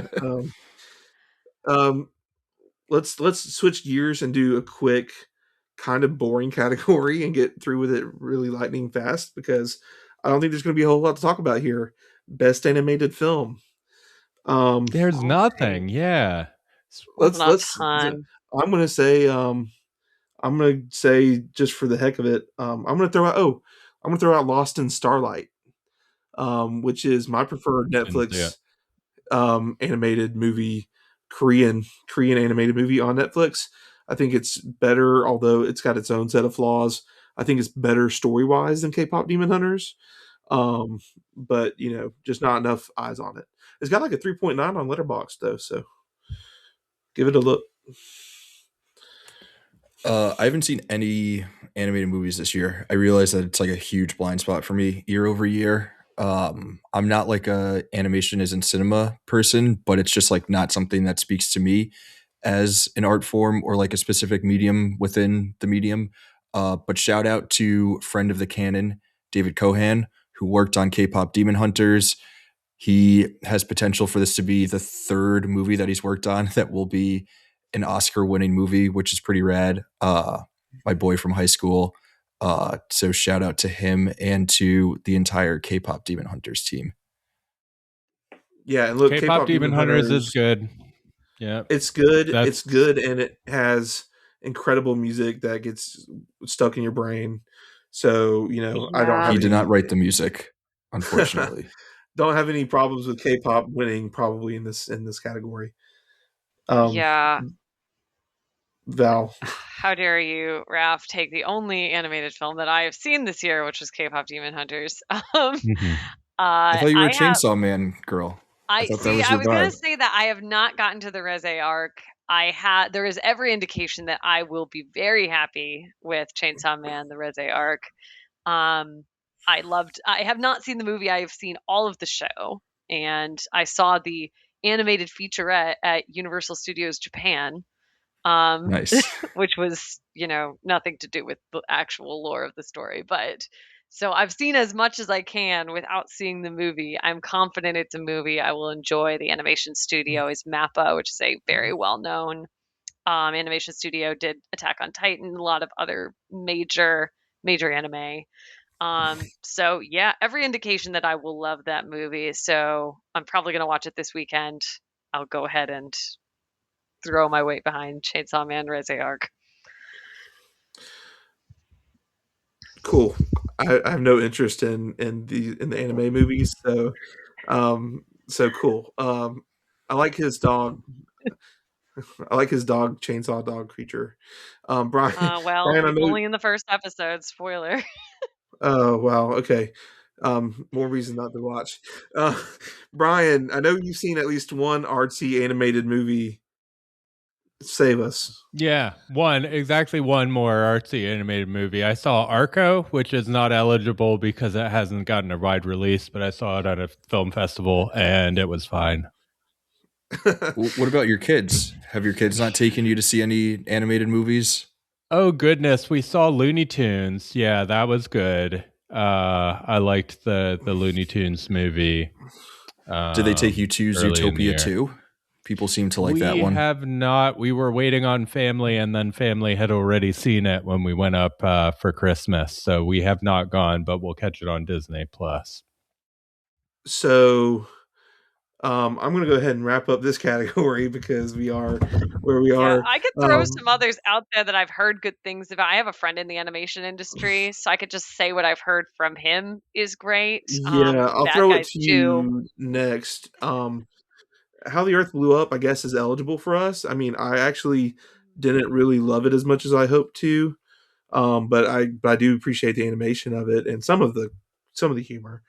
Zootopia 2, I thought was fine. I didn't think it was very good, but it was fine. Elio was even more fine.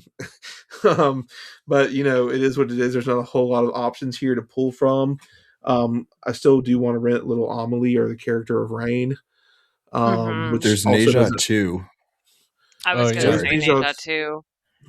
I feel like the ultimate Which thing is that's going to happen with Screenage Wasteland this year is we're going to throw on K-pop Demon Hunters and maybe Zootopia 2, and then just let Sailor pick whatever anime stuff he thinks is awesome or whatever to round it out. We'll just give people what they want. Whether it's Neja 2, Chainsaw Man, And it made like what's the other? $5 billion. I have heard Yeah, very good things about Infinity Castle, the Demon Slayer movie yeah, that came right. out this year. Why not? Also, Bad Guys 2, I heard was quite good. Again, this is from my friend in the animation industry. I did not see these movies. I like the original The Bad only Guys. Yeah. the So I only mean, other one I heard about, and this is a little bit more kind of, is Mononoke the movie, The Ashes of Rage, which was based on the Mononoke series. It's a really interesting animation in that one, but that's like very, very fringe. I don't think that will be mentioned except by some I real anime heads. there is there is Predator Killer of Killers, which Right. Yeah. probably probably is going to be on the Saw actually because if a couple of people seen it that like the Predator franchise, it's It good occurs enough. to me that Witcher It's fun Sirens of enough. the Deep came out this year too. I totally forgot about that. Yeah, I wonder. It's really hard to tell what the Wasteland has seen, especially in this animated year. This is just a bad animated year overall. Eh, it But next is, year is yeah. going to pop, and I can't wait to have you guys back for the 2026 way too early Oscars predictions, which I'm Oh I'm boy. thinking about doing it earlier this year, just because like I almost want to do it before we know whether Wuthering Heights is god awful or a masterpiece. Oh, so I can embarrass um, myself even more. Yes. but on the other hand, I kind of think we might should wait until this Oscar season is officially minted. But let's get out of this category because it's kind of boring. Yeah. Let's go. I don't know. Let's hop to best score real quick.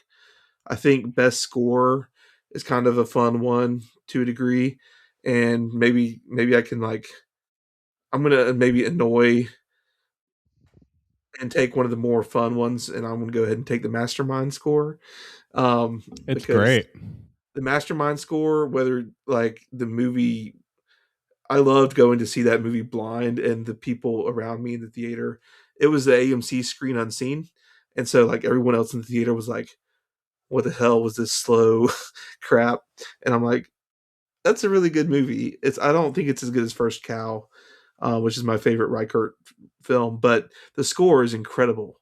And it's not going to get any recognition at any of the award shows, but it is awesome, and especially for like the heist kind of film that it is or starts out as. It's great. Yeah, dude, this is an absolutely stacked year for scores. It is. And Mastermind is a brilliant score. That score kicks so much ass.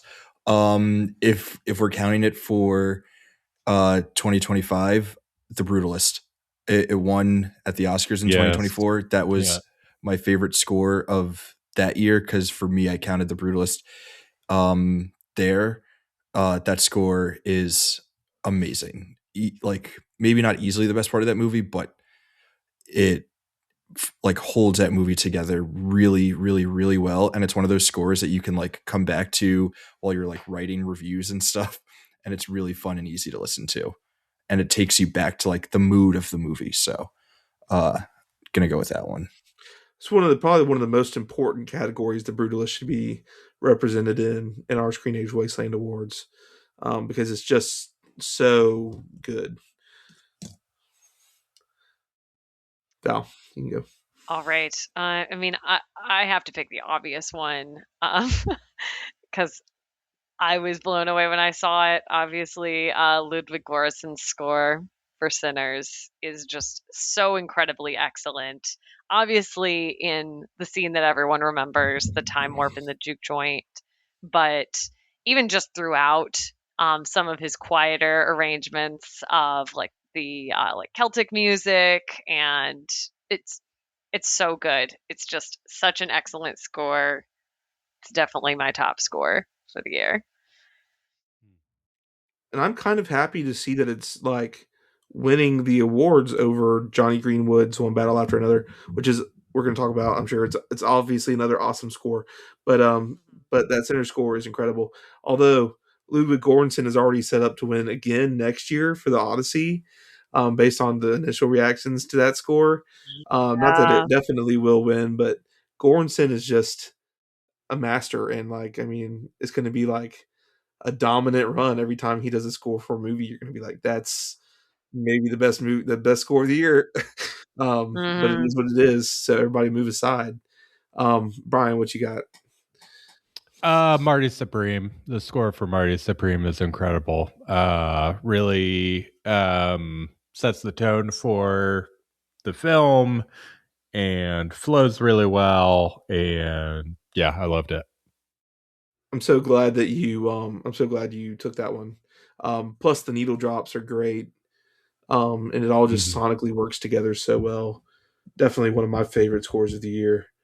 Man, who do I go with next? Because honestly, like I loved the ending, the in the nature of day on the nature of daylight from Hamnet, which is just one of the most moving pieces of orchestral music ever. But I didn't even feel like I noticed the score in the rest of the movie. So it's weird because I'm like, people are saying that's one of the best scores, and I'm like, it was mostly nature sounds. I can't remember, so I really can't vote for that. It's a stacked year for score, and yet I'm having trouble. I'm going to say One Battle After Another, and go ahead and take Johnny Greenwood's score because it is absolutely terrific and clearly one of the better ones. So, um, and then open the floor to you guys. Yeah, Daniel Lopatin, who did the score for Marty Supreme, also worked with the Safdies on Uncut Gems. I think his Uncut Gem score is a little bit better, but he's bringing a very similar energy here. And then I just have to like throw in my 2 cents on Johnny Greenwood because he's like a musical genius. Big Johnny Greenwood guy, big Radiohead guy. Like everything that he does is absolutely brilliant. Like the first teaser trailer for One Battle After Another with like those insane keys, you're just like, if you're not immediately locked in, then I don't know what's going on. But the Begonia score also kind of kicked ass. Yeah. So I'll throw that one into the mix. Oh, Brian, I couldn't tell if you were making a face because you didn't like the Begonia score. No, I do like the Begonia score. It's really good. All right, I'm gonna say something completely different. A film I have not yet seen. We haven't talked a lot about, but I have listened to the score, and I think it's really, really good and really interesting. And that is the Cotting Ray score for Surat. Some really interesting kind of techno score, something completely different, but it made me very excited to see the film. Be interested to see what it does with it, but the music is amazing. It's it's used really well. It's used really well. And I think that got most of my I think we covered pretty much all of the ones that I love. So y'all did a good Has, job has anyone seen Tron picking stuff that I Ares? liked. Did anyone ever? Mm-mm. I've No one not saw the because new I was Tron. warned that it wasn't good. Yeah, I well, we just didn't see that. I was like, that's obviously a Trent Reznor and Atticus Ross score, but and No Other Choices score I've heard good things about, but we haven't seen that either. Um, uh, so we're kind of soon. behind the eight ball on that. I just Oh, I was gonna say, I don't know, guys. We're overlooking the obvious. That score for Superman was iconic. Oh, it was good. Like, it was Um, good, though. It was Unfortunately, just not the eligible. I think reusing the John because it's Williams. Ah, I mean, well, it's John eligible Williams. for us. Sure, if we just want to honor John, we did not exist when the original score came out, so we can honor it now. fair enough. Okay, moving on. Let's go. I think Let's do some lead. F1 will also make it in. I don't think it's the best Hans Zimmer score, but like Hans Zimmer did something, so like it's probably going to get nominated for an Oscar. It's probably going to get nominated for SAWards. I don't think it's all that spectacular, but he did something this year, so people will probably celebrate it. Yeah. And I will say, I haven't listened to it since I saw it in theaters, but I feel like I remember the Eternity score being quite nice, if not like particularly spectacular. I do remember feeling like I like that score. Let's move on to the leading actors now, and get those out of the way as we inch closer to Best Picture and Best Movie Moment. Best Movie Moment is actually the one I'm saving for last because that's my favorite category, by far. It's great. So lead actor, we've already talked about this a little bit, but I'm going to go ahead and go all in on Timothée Chalamet. He won the Critics' Choice Award last night, hopefully to start his Schwepp. Timothée Chalamet is incredible in this role. I think it's, to me, one of the best performances maybe of the decade. To me, it felt like a dominant performance. Kind of like, it kind of reminded me, probably because of like the anxiety part of it, like of Kate Blanchett and Tar. I mean, the movie rides on him, and he just delivers. And I think it's the best performance of his career so far. And I'm excited to see what he does next. But this was definitely it for me. In that same vein of Josh Safdie gets really good performances out of people when they're playing heightened versions of themselves. I think that Chalamet, I don't know him, but it seems like he doesn't understand that the link between him and Marty Supreme as a character is like way closer than he would maybe want to think. Like he kind of is Marty Supreme in a lot of ways. But still an amazing performance. Okay, one that I don't think is going to get a lot of Oscar buzz, might get some Saw buzz, will totally piss off Brian, but he kind of reminded us of why he's one of the most talented actors out there. Joaquin Phoenix is pretty good in Eddington. I mean, I like it. I think he's pretty It's good. better than his Joker performance. Oh boy. He's like if you poured like a little bit of milk that was like a little bit past its prime, but not enough past its prime to be interesting. Just like poured that into a bag and then it's sort of like dripping out. That's about what I think of his performance in Eddington. Very graphic description. We're gonna have. I really got to work on making shorts out of this. Milk. We got a lot of great short clips from this episode. Which, by the way, can I just say it was great that we've got all this. This is like the most combative pole position we've ever had, which has been really fun. So there's that. Val, who do you have? Okay, I'm going to go a little bit in left field and keep on theme with a movie I've already talked a lot about and say Cooper Hoffman from The Long Walk. I think he's a really great actor. I haven't seen Licorice Pizza. I've seen pieces of Licorice Pizza. I thought he was good in that too. Yeah, I'd love to see him in more stuff. I think he did a really, really great performance of honestly a hard to adapt novel, and it really, really happy with the movie overall. But I think he did wonderfully as a lead. Yeah, I agree. I like that lead. I liked him, although Jonsson kind of steals the movie a little bit. But he does kind of steal the show. But I would still argue that Cooper Hoffman was the lead, and I think he's still, their chemistry is really what makes the movie work. For sure. I'll take Jesse Plemons here for Bugonia. It's, I think, an incredible performance. He's obviously done quite a bit and has been people have really responded to his work, but this is something that's new and fresh and exciting from him, and so continues to surprise and do great things. And so yeah, Jesse Plemons, probably my favorite performance of the year. Yeah, probably my second favorite performance of the year, which was I was going to bring him up next if you didn't get to him. So um, I'll move on to another pick. Um, I'm going to say someone that had a great performance in a movie that I liked a lot, that I didn't love. But if we have any sense about us, we'll keep him out of the Screenage Wasteland 5 so he doesn't just automatically win. And that's Robert Pattinson in Mickey 17. Um, the best, to me, the best dual performance of the year. His Robert Pattinson's ability to differentiate the two versions of himself through body language and Yeah. accent, and just I was never confused who was on screen despite them looking exactly alike. I think even the way he holds his face is different, and also each individual character.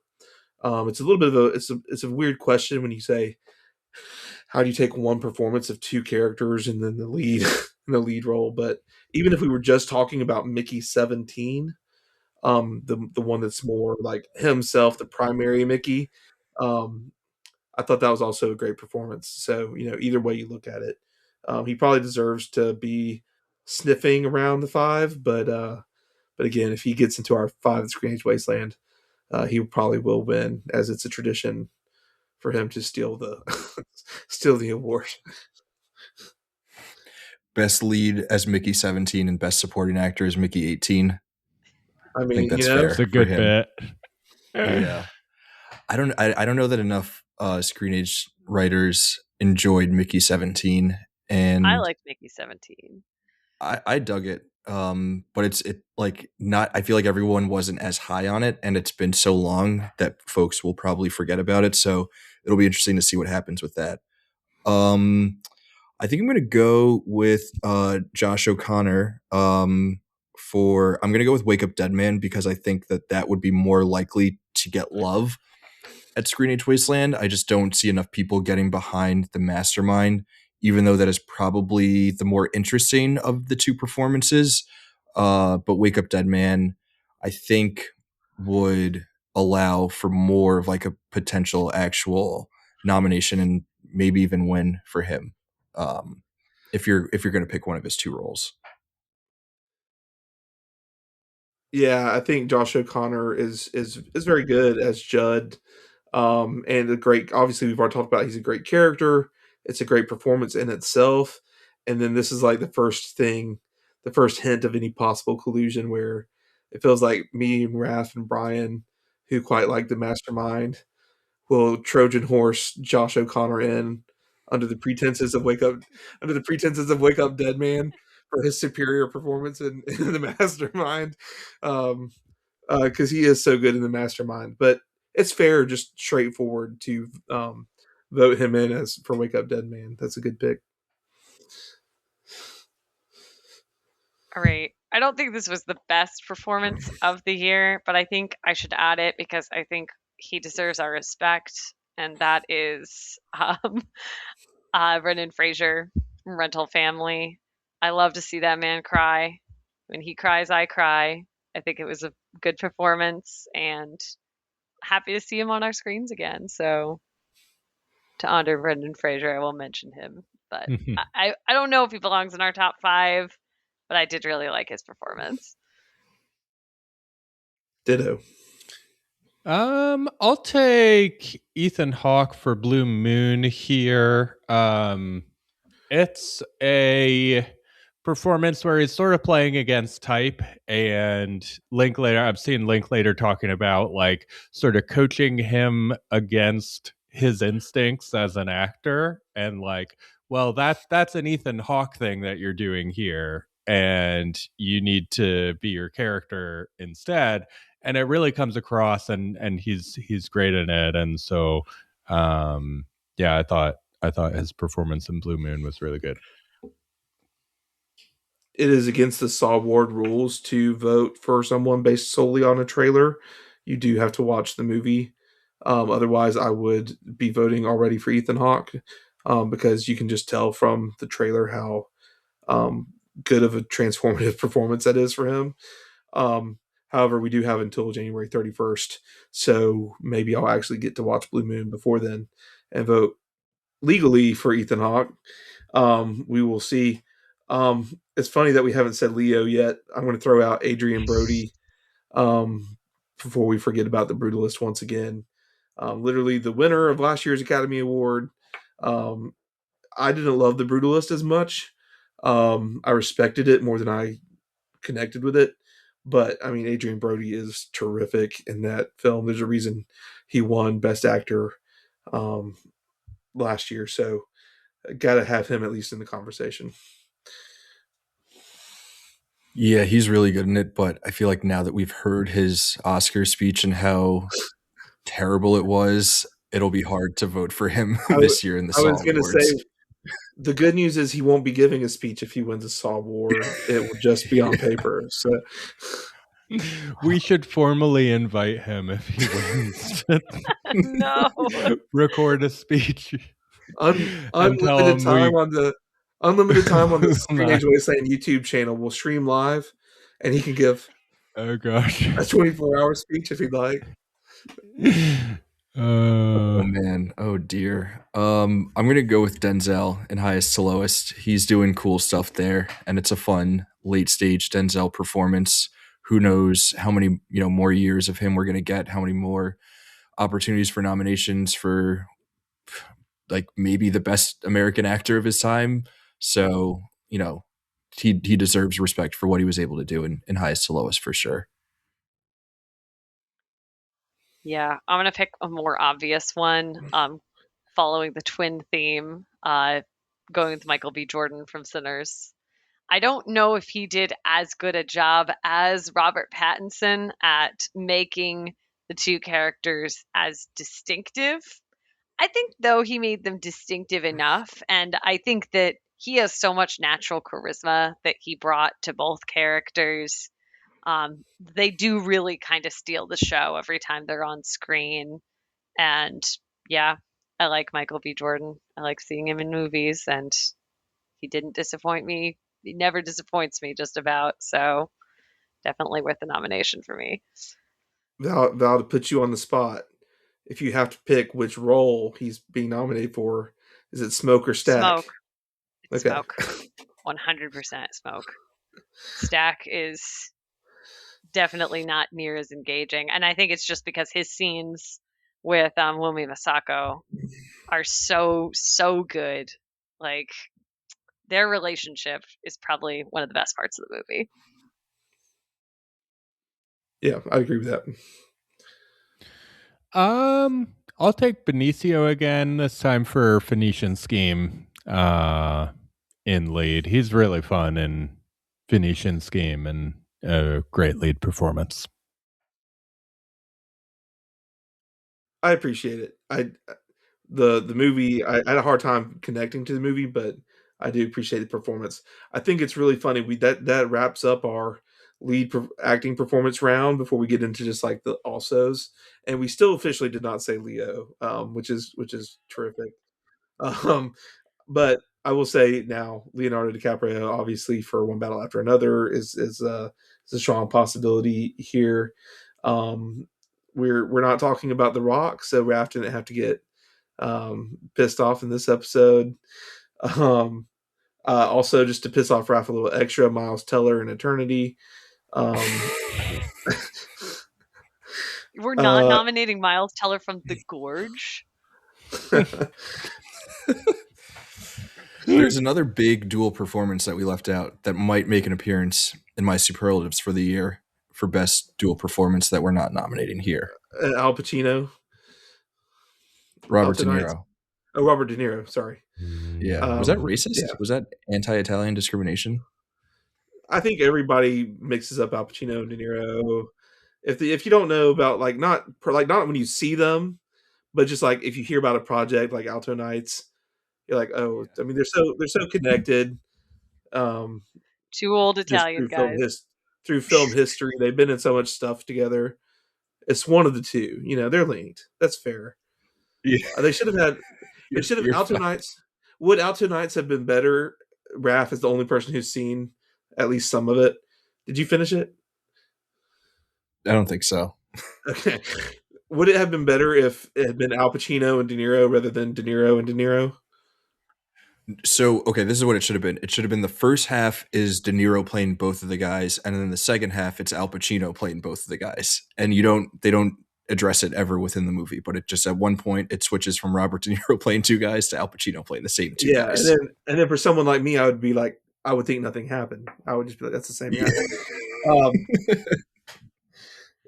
Yeah. Oh, and Dylan O'Brien as twins. A lot of people will be mentioning him for his dual performance. It's quite good in Twinless. But that kind of wraps up what I have here. Anybody else have any shouts before we do Best Actress? I wonder if Brad Pitt will get in for F1. Yeah, could be. He could, I guess, but that would be so. F1 has a lot of good things going for it, but that's just a movie star performance that doesn't really warrant like an awards nod from us. I would much rather Corn Sweat get in lead for Superman than Brad Pitt for F1. But we'll see. But yeah, F1 definitely has its strong supporters at the Wasteland. So we'll see how that works. Let's move on to Best Actress. And Val, you said you've seen Hamnet, right? You're my one. No, I have not. No, Brian. I love Jessie Buckley though. Brian, you've seen Hamnet. Okay, so yeah, Jessie Buckley just started her potential sweep last night at the Critics' Choice Awards. I'm happy for her. Hamnet, she's incredible. Although there's another person in here who I haven't seen, who once again, just based on the trailer, I would vote for, but I have to see if I'll see the movie before January 31st. But Jessie Buckley's incredible as the wife of William Shakespeare. The way she portrays grief and everything, it's a great performance and definitely one of the better performances of the year. Oh, that's me. Wow, I was just looking at my list of movies that I watched this year, and not a lot of female forward stuff. So I'm gonna go with ScarJo. No, I'm gonna go back to one of the movies that I saw at TIFF that again is not gonna get any love from the Wasteland because no one saw it. But Dana Solomon in Bloodlines is really strong, holding that movie together. Again, like a small indie little Canadian flick about like Indigenous lesbians in Canada finding love and stuff, and she's really strong in that lead role. I'm very upset with myself that I'm like struggling to find good lead performances from movies that I actually saw in 2025. Not an ally. Well, the first most obvious pick for me is going to be Julia Garner from Weapons. I really, really enjoyed her performance. She's a very flawed character, and I think that she pulls that off very well without doing some heinous things on screen, but still being overwhelmingly likable. I really enjoyed her. I think she's going to get a lot of love. The SAWards, probably one of my favorites of the year. Very cool. Yeah, I think that's a great pick.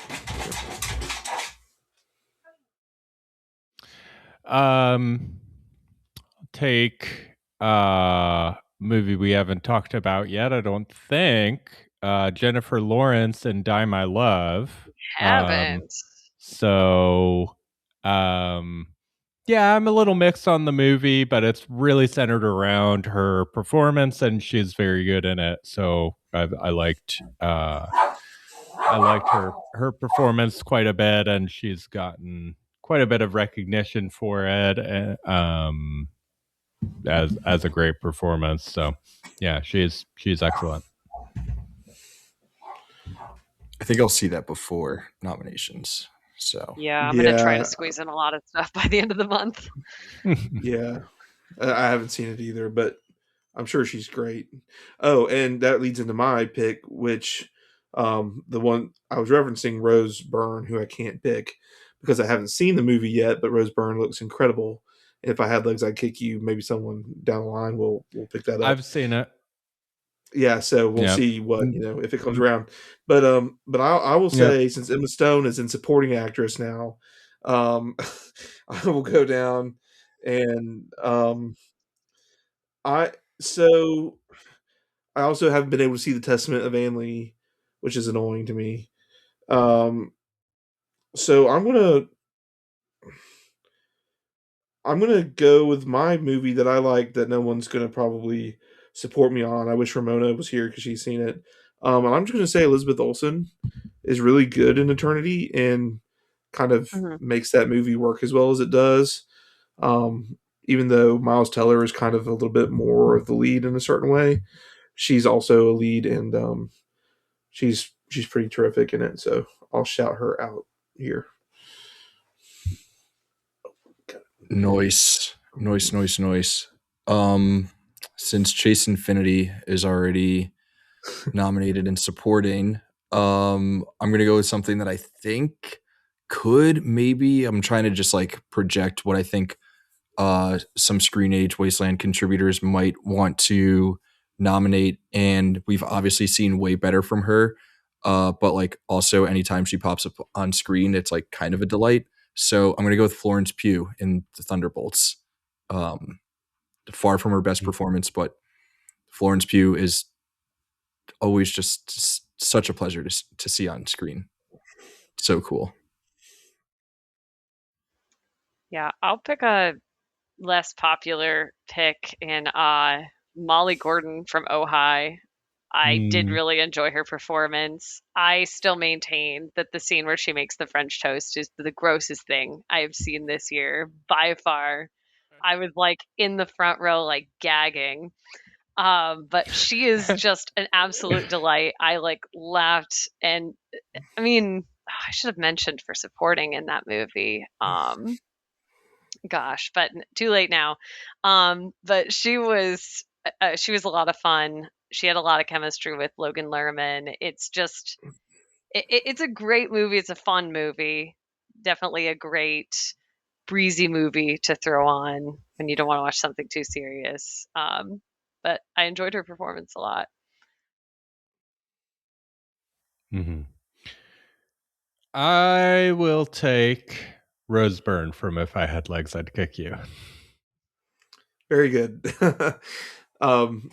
It's really Brian, good. just She's how great in it. Yeah. I mean, she looks incredible in the clips and trailers I've seen. So once again, I'm supporting Yeah. someone that Brian has actually seen the movie, and I've only seen clips. But Yeah.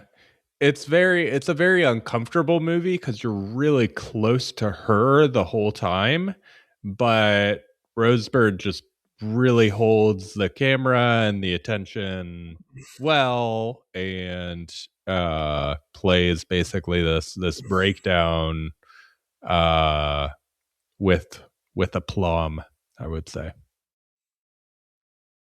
very, very nice. I realized, Val, the obvious person I told you to put a pin in, Sally Hawkins should be in our five, without a Oh doubt. yes, She totally definitely should be dominates. here. Bring her back. She is incredible. It's a horror performance, and it's early in the year, so people have maybe forgotten about it a little bit, especially the actual awards shows. But we aren't like other award shows. We're gonna give her her flowers. She's awesome. Hopefully, she gets a nod. Raf. Oh, is that back to me? Yeah. Gosh, I'm really struggling to find folks. Everyone who I would nominate was either Pass. mentioned Yeah. in supporting, or I'm not going to pass. I'm not going to pass. Okay, I'm going to go back to her. She was one of my favorite characters from the year, but Margaret Qualley as Honey in Honey Don't, the only good part of that movie, and we know that she's a Saw darling. Deservedly. Very nice. Anybody left on your list, Val? Oh, I don't think so. Like looking at, I have so many things I still need to see. So of things that I have seen, nothing else really comes to mind. Sally Hawkins is the obvious choice. Yeah, no, I don't have anything to add at this time. Brian, anything left to clean it up? Or are we pretty exhausted? We're not a Rhinesva for sentimental value. Yeah, I Really was going to good. think about that. You're the only one of us still has seen that, so maybe we'll pick that up too. I can see that this weekend, so hopefully, I'll agree with you. I will say, I gotta say, it'll be a pretty cool Saw 5. I was just picturing it based on some of our conversation to have Jesse Buckley, Rose Byrne, Sally Hawkins, Julia Garner, and like I don't know, Eva Victor, That'd be a or really That's a fun stacked 5. five. Ooh, pretty cool, like different 5 there. Not that that's what will happen at all, but yeah. I and guess you could apparently throw in admitted Vanessa Kirby, but I don't know. yeah, I mean she was good in Fantastic Four. I Yeah. wouldn't love to. I do have a couple other shouts. I really wish we would get to see Amanda Seyfried. Um, and obviously, like we said, we haven't seen Jennifer Lawrence. Most of us here. Um, I will say I still think Cynthia Erivo was good in Wicked. I'm fine with her being out of the top 5 at this point. I love Olivia Colman in The Roses. And any time you have an opportunity for Olivia Colman to have a character that gets to let the C word fly loose and fast is a fun time at the theater. So that was pretty good. And I haven't seen The Ugly Stepsister. It's one of those that I kind of intend to because it's free. But apparently, Leah Myron could maybe we talked about her in the potential breakout slot, but she could also maybe make a she would be the kind of role Yeah. that could get in um, with us. Okay, so we've done all the performance categories now. We've done breakout performance. We did breakout direction. We've done best character. So we have best cinematography as one of our categories. Do we want to do that one real quick before we get into best movie moment? I think that Just go makes to moment. sense. Go straight to moment. Are we ready for moment? Okay. Do I we don't think touch anyone on wants to hear lifetime us. achievement, or is that like debated in the comments on Screenage? I mean, we could do lifetime achievement. I mean, I think obviously the obvious choice now, like as the main primary lifetime achievement, would be Rob Yeah, Reiner. yeah, and Um, and I mean, well deserved. Fantastic director. yeah. Sorry, Jacob. Did we go through ensemble and overlooked? We didn't go through Overlooked, and we didn't do Best Picture. So those are the two that we Okay. need to do, and then movie moment. So let's do Overlooked real quick, and then let's do Best Picture because we Overlooked. talked. Only movies we haven't talked about yet. That'd be fun. Sure, or at least like I was thinking about doing Overlooked. Honestly, like let Val do her list of Overlooked, and then I'll clean up if there's any overlap between me and Val because I don't think Brian and Raf and I are going to have any Oh overlap boy. because it's going to be like festival stuff and like different taste kind of stuff. So I think we could just like kind of lightning through it really quick. Does that work? Sure. Boy, I'm Val, not going to what have very look I think, much that I haven't that's talked fine. about. yeah, I think there are That's ones that we fine. talked about that could sneak into this that like might not seem overlooked, but I think for the purposes of the SAWards, like will be like Black Bag, like could be something that we consider overlooked, even though like many of us have seen it, and it feels like very Yeah, mainstream. It's not like no one's seen it, but it does kind of feel like a movie that like kind of came and was forgotten maybe a little bit faster than it Yeah. should have been. yeah, yeah. I'm like looking at my Like list of box what I watched office this year. underperformers that should have done better if they'd have gotten good marketing campaigns. Yeah, Yeah, yeah. I it's a really recently watched blurry. one. Go ahead. Sorry. No, one that's very recent to shout out that I just put a review for on the site that's going to be on Screambox is a movie called New Fear's Eve. Very Mm. small team, but like it kind of worked for me as like being this sort of absurdist comedy that's like half scary movie and half airplane. And somehow those two humor styles just kind of worked, in the sense that like if one of them didn't get you, the other one would. Um, and that one was a lot of fun. I a lot of times with screeners, you never know what you're going to get, and I had a lot of fun with that one. So that one's remarkably small. If you get the chance to see it, it's worth seeing. It's a lot of fun. But Here's what I'll do. yeah, This is a really blurry category anyway. Like it's hard to pin hmm down what overlooked is. So I'm just going to throw out a yeah, bunch, and then if you have any that you want to make a comment on, great. If not, we can move on. Brian can get in, whatever. So again, Eternity is kind of overlooked right now. Not a lot of people have the chance to see that. Sorry, Baby is certainly overlooked at a general overall level. Together, I think the body horror film is a little bit overlooked right now. yeah, and it was Um, solid. yeah, I mean, I didn't love it the most, but a lot of people do. Um, Twinless is another one. People who have seen it are excited about it, but it doesn't have a lot of reactions. I think among the Screenage Wasteland community, Oh Hi seems to have a lot of love, but it's not that it's overlooked more by general audiences. She Rides Shotgun, one that I talked about a couple times. Awesome hmm movie. I don't know if it's streaming yet. Go see that. The Ballad of Wallace Island, that is definitely streaming. Cool little movie. And I think Americana was really cool. Oh, and Relay, starring Riz Ahmed, I was an wanted to see that awesome one. small little movie that was overlooked. I have a couple more. Earlier this year, Clown in the Cornfield. I actually really enjoyed that movie. I think that just Eli Craig puts out some interesting movies that are pretty funny. It did okay. It kind of like immediately fell under the radar, but I really liked it. I still think it's worth seeing. Obviously, we've talked a little bit about Black Bag. I think I would compare it to other Soderbergh movies like Ocean's 11 that are just kind of really solid little thrillers that are really fun to watch. Um, Another one, I guess I should shout out again Shelby Oaks. I think it's worth watching, especially if you're a horror fan. It's a solid film. And I thought I had one more, but I may have lost it somewhere on my letterbox. So we'll just stick with Shelby that Oaks for now. feels like perfect for this category. I was just looking at what won last Mhm. year, and it was Red Rooms. And Red Rooms is like a good mix of it was available for people to watch, and within certain circles you were hearing about it, but it didn't seem like a movie that like really broke through.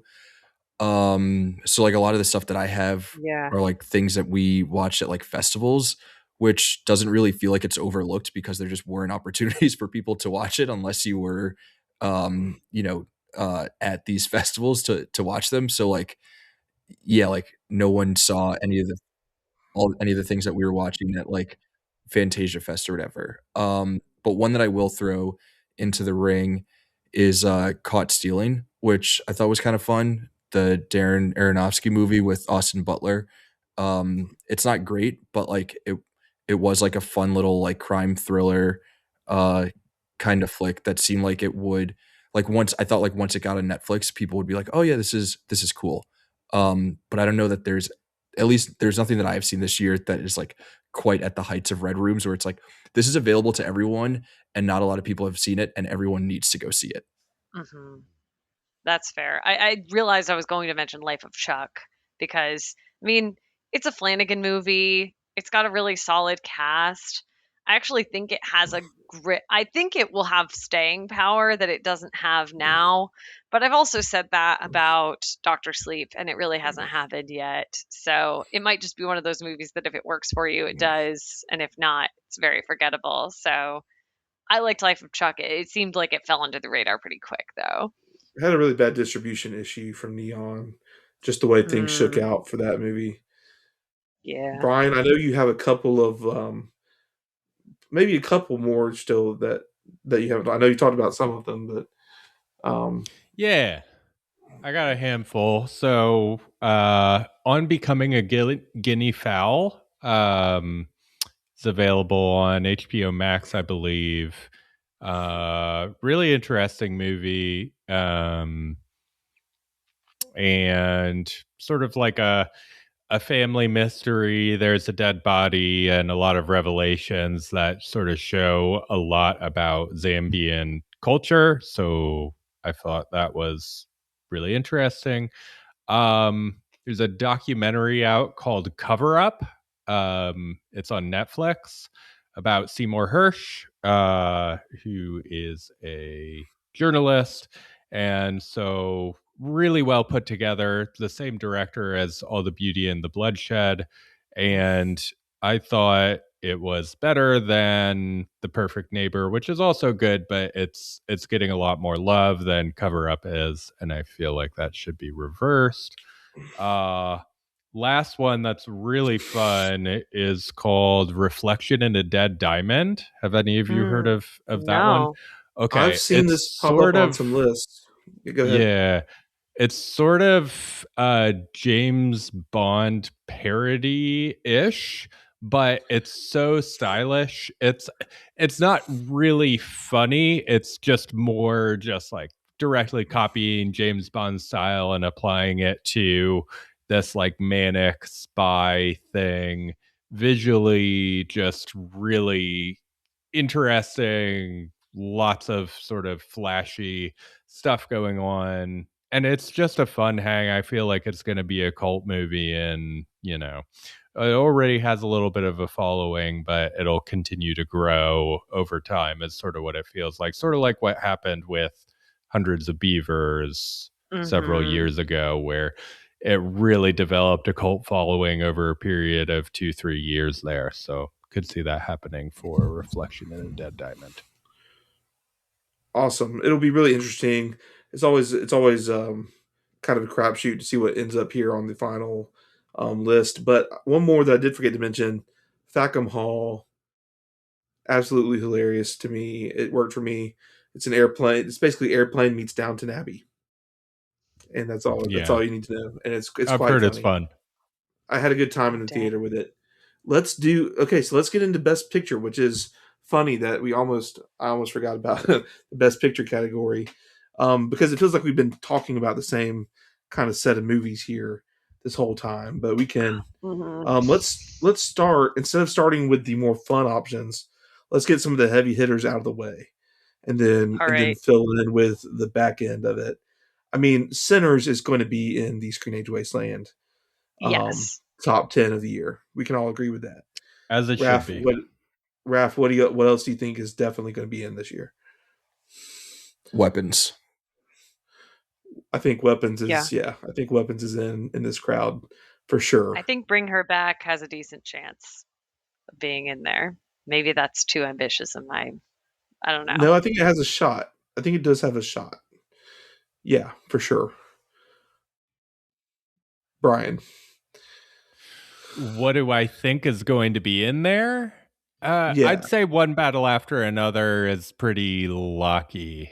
Yeah. I do think there might be a few people within our space that don't love it, that wouldn't vote for it, but I do think it's got enough to get in. Honestly, most of us still haven't seen it, or all of us haven't seen it, but I think No Other Choice is going to have its contingent. Decision to Leave did really well with Screenage Wasteland before.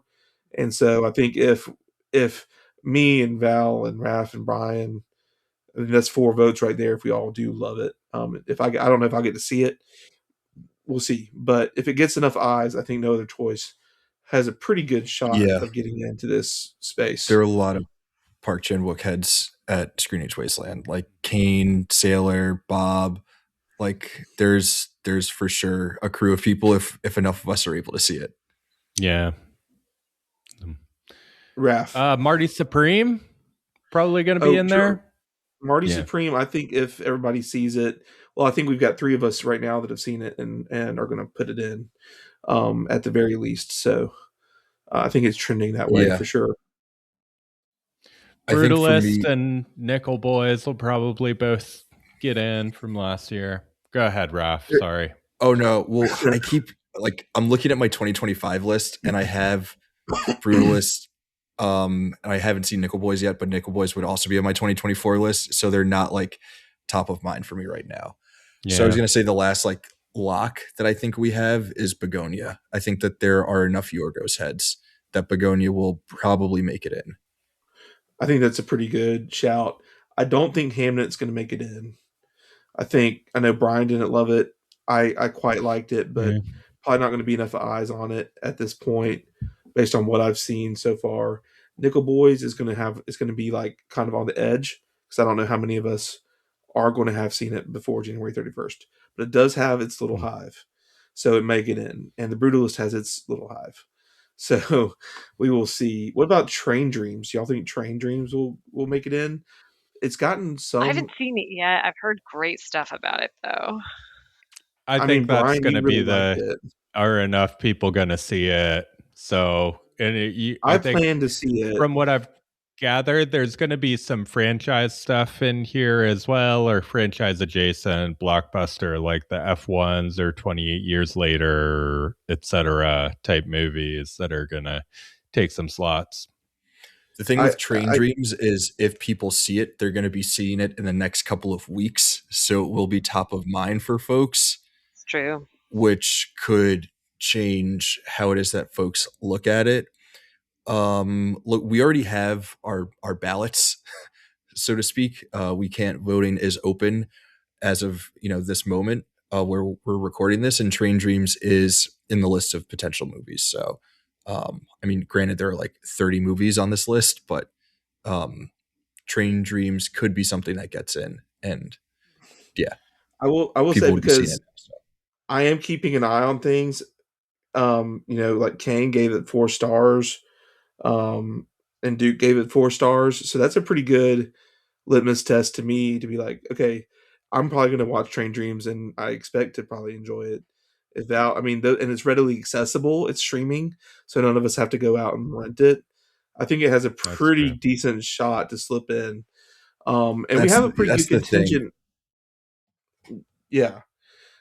I was just going to say, in terms of like movies that we're going to be watching, like Sentimental Value is like not something that a lot of people are going to see, because you would either have to go to the theaters or spend $20 video on demand to watch it. Whereas Train Dreams, like everyone has Netflix, and we're going to be trying to catch up.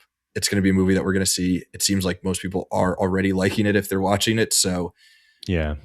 I think we can throw It Was Just an Accident, Sentimental Value, and The Secret Agent out of this conversation, just because of our limitations as an outlet, and also somewhat our taste. But I think if people saw Sentimental Value, it might make it.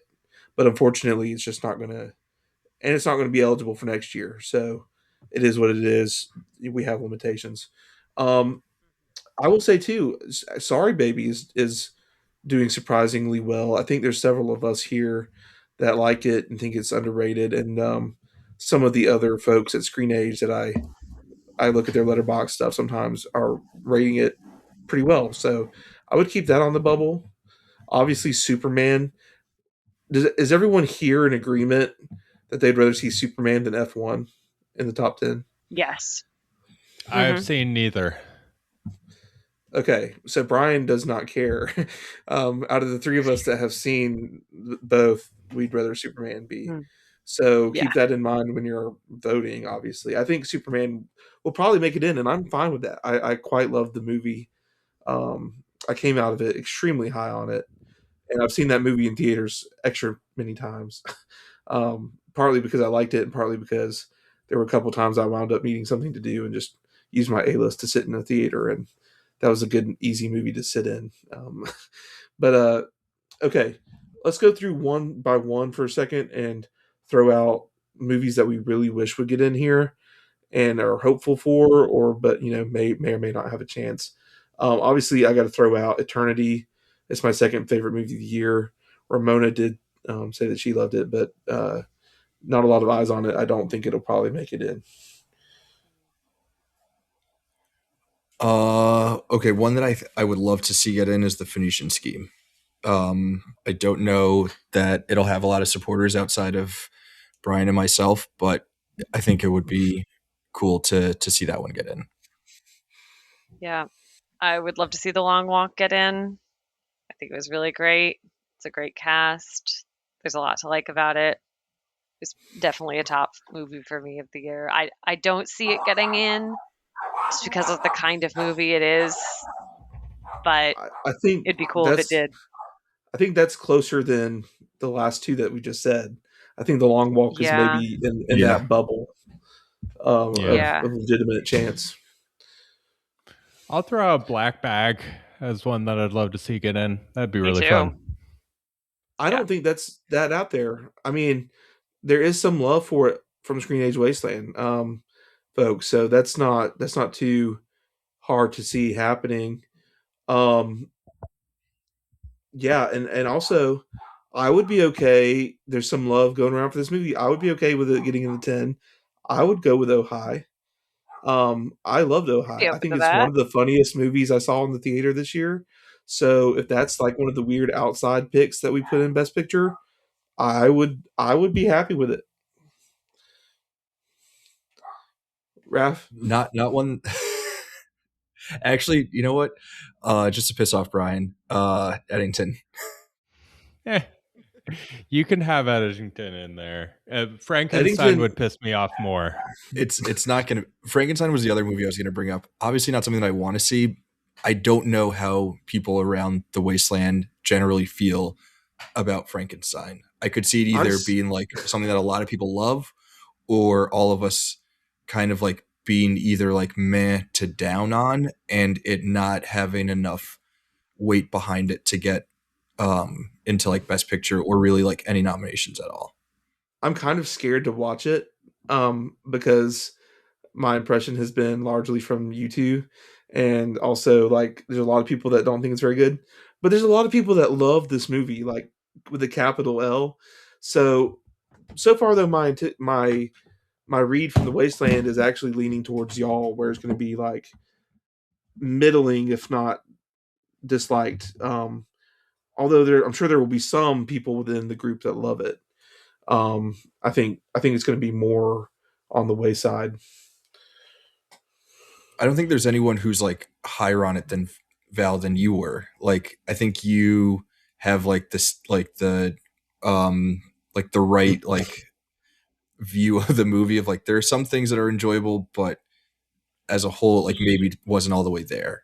Yeah, I mean, the people I saw online that were really high on it, like, kind of went into like, oh, well, the color scheming meant this, and her outfit was green, which meant she was Mother Earth, and I was just like, listen, and I'm not saying there's not value in that, but for me, I think I just walked away really dissatisfied. I think in particular with just how it all wraps up way too quickly, and it does more with the source material than other adaptations have, but I still found myself like overall kind of dissatisfied. I think particularly with Oscar Isaac's character of Frankenstein. I mean, it's not his fault; he didn't write the part. I think he does fine for what he's given, but it is strange. I think it's yeah. I don't know. I guess I can't articulate it more than that off the cuff, but it's a strange character. Val, what's your next pick? What's your pick for a movie that you'd like to see, or maybe a movie that you could see getting in? I'll say Rental Family. That could not. I think some people will find it to be, the kind of tear jerky movie, but I think when I saw it, I really was surprised how much it did not feel like Oscar bait. Like it just felt like a really, really earnest kind of stripped down human story. That might work for some people. So I'd love to see it. I really enjoyed it. It was in my top 5 for the year. I'll be interested to see how many people at the Wasteland see it in time. I think it's faring better Hmm. with the people at the Wasteland who have seen it than it is like awards wise outside of our space. So that's a good pick. I Yeah. certainly enjoyed it. Brian? I'll say 28 years later would be fun to see. It'd be nice to have some horror represented, and that might be more of the consensus pick. Though bring her back, like you said, Val, could could be the one. But I liked 28 Years Later a little better. I think I'll vote for Interesting. 28 Years Later. I think I'm going to put it on my ballot, even though it's not one of my 10 favorite movies of the year. But it seems like it fits for like the vibe. If we want something that's kind of popcorny, but still fun and genre and all that stuff, and just kind of like honoring different things than what you typically see get honored at these It just award shows. occurred to me, sorry, that we never mentioned Jodie Comer, an actress. Hmm. Dang.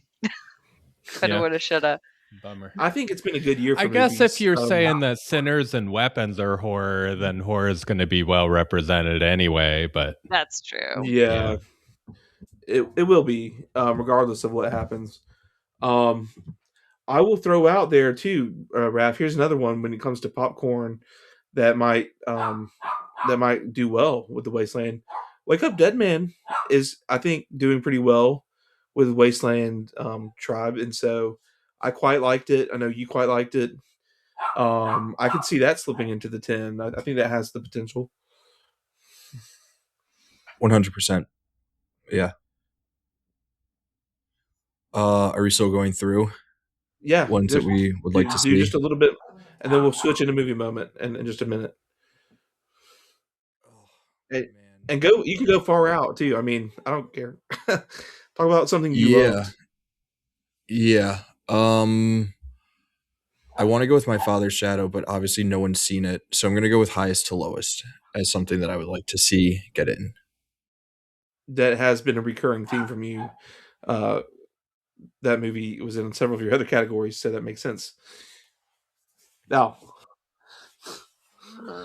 I'm running out of. I'm gonna go far out there. I'll say The Monkey. Why not? We haven't mentioned that movie yet.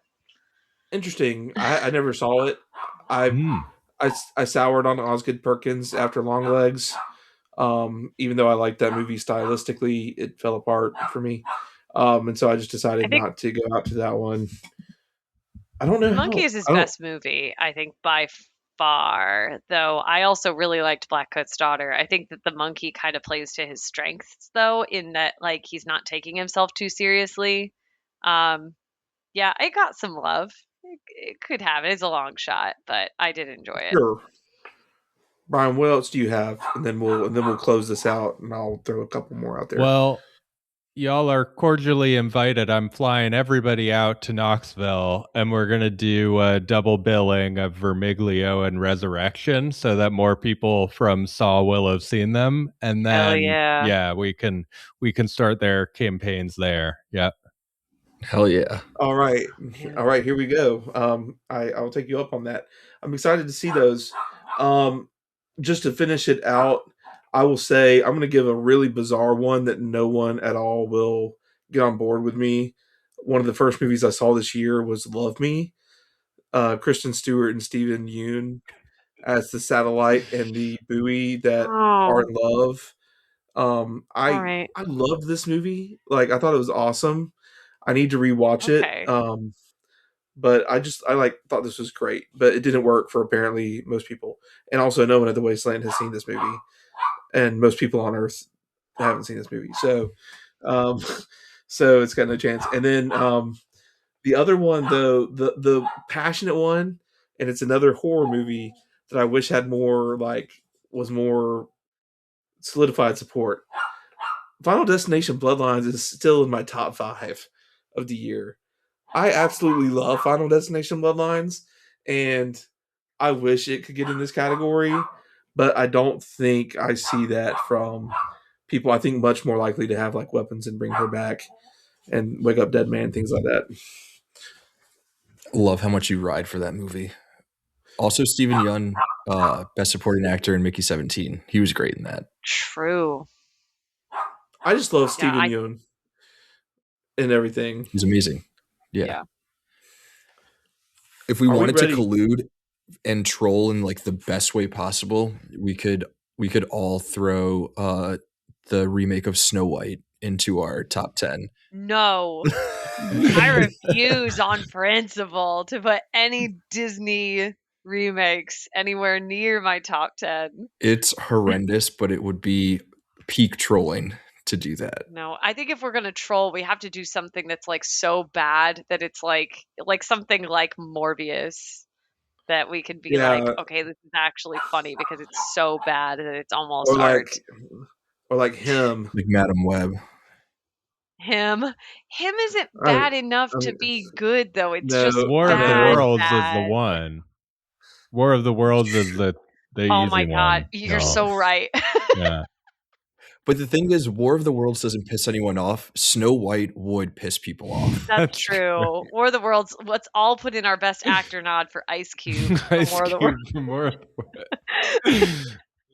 Okay, now the big category to finish us off. As predicted, this is a 3-hour podcast, and I've had the best time. Best movie moment. We'll popcorn through this. There's 10 slots that will be nominated, so that means we'll probably have more than 10 to discuss here. I don't need this movie nominated in any other category. But Final Destination Bloodlines has to have one of the best movie moments of the year because it has, to me, almost several of the best movie moments of the year. So I'm going to start out with Final Destination Bloodlines. And whether that's the grand opening scene, the opening scene of Final Destination Bloodlines is absolutely incredible.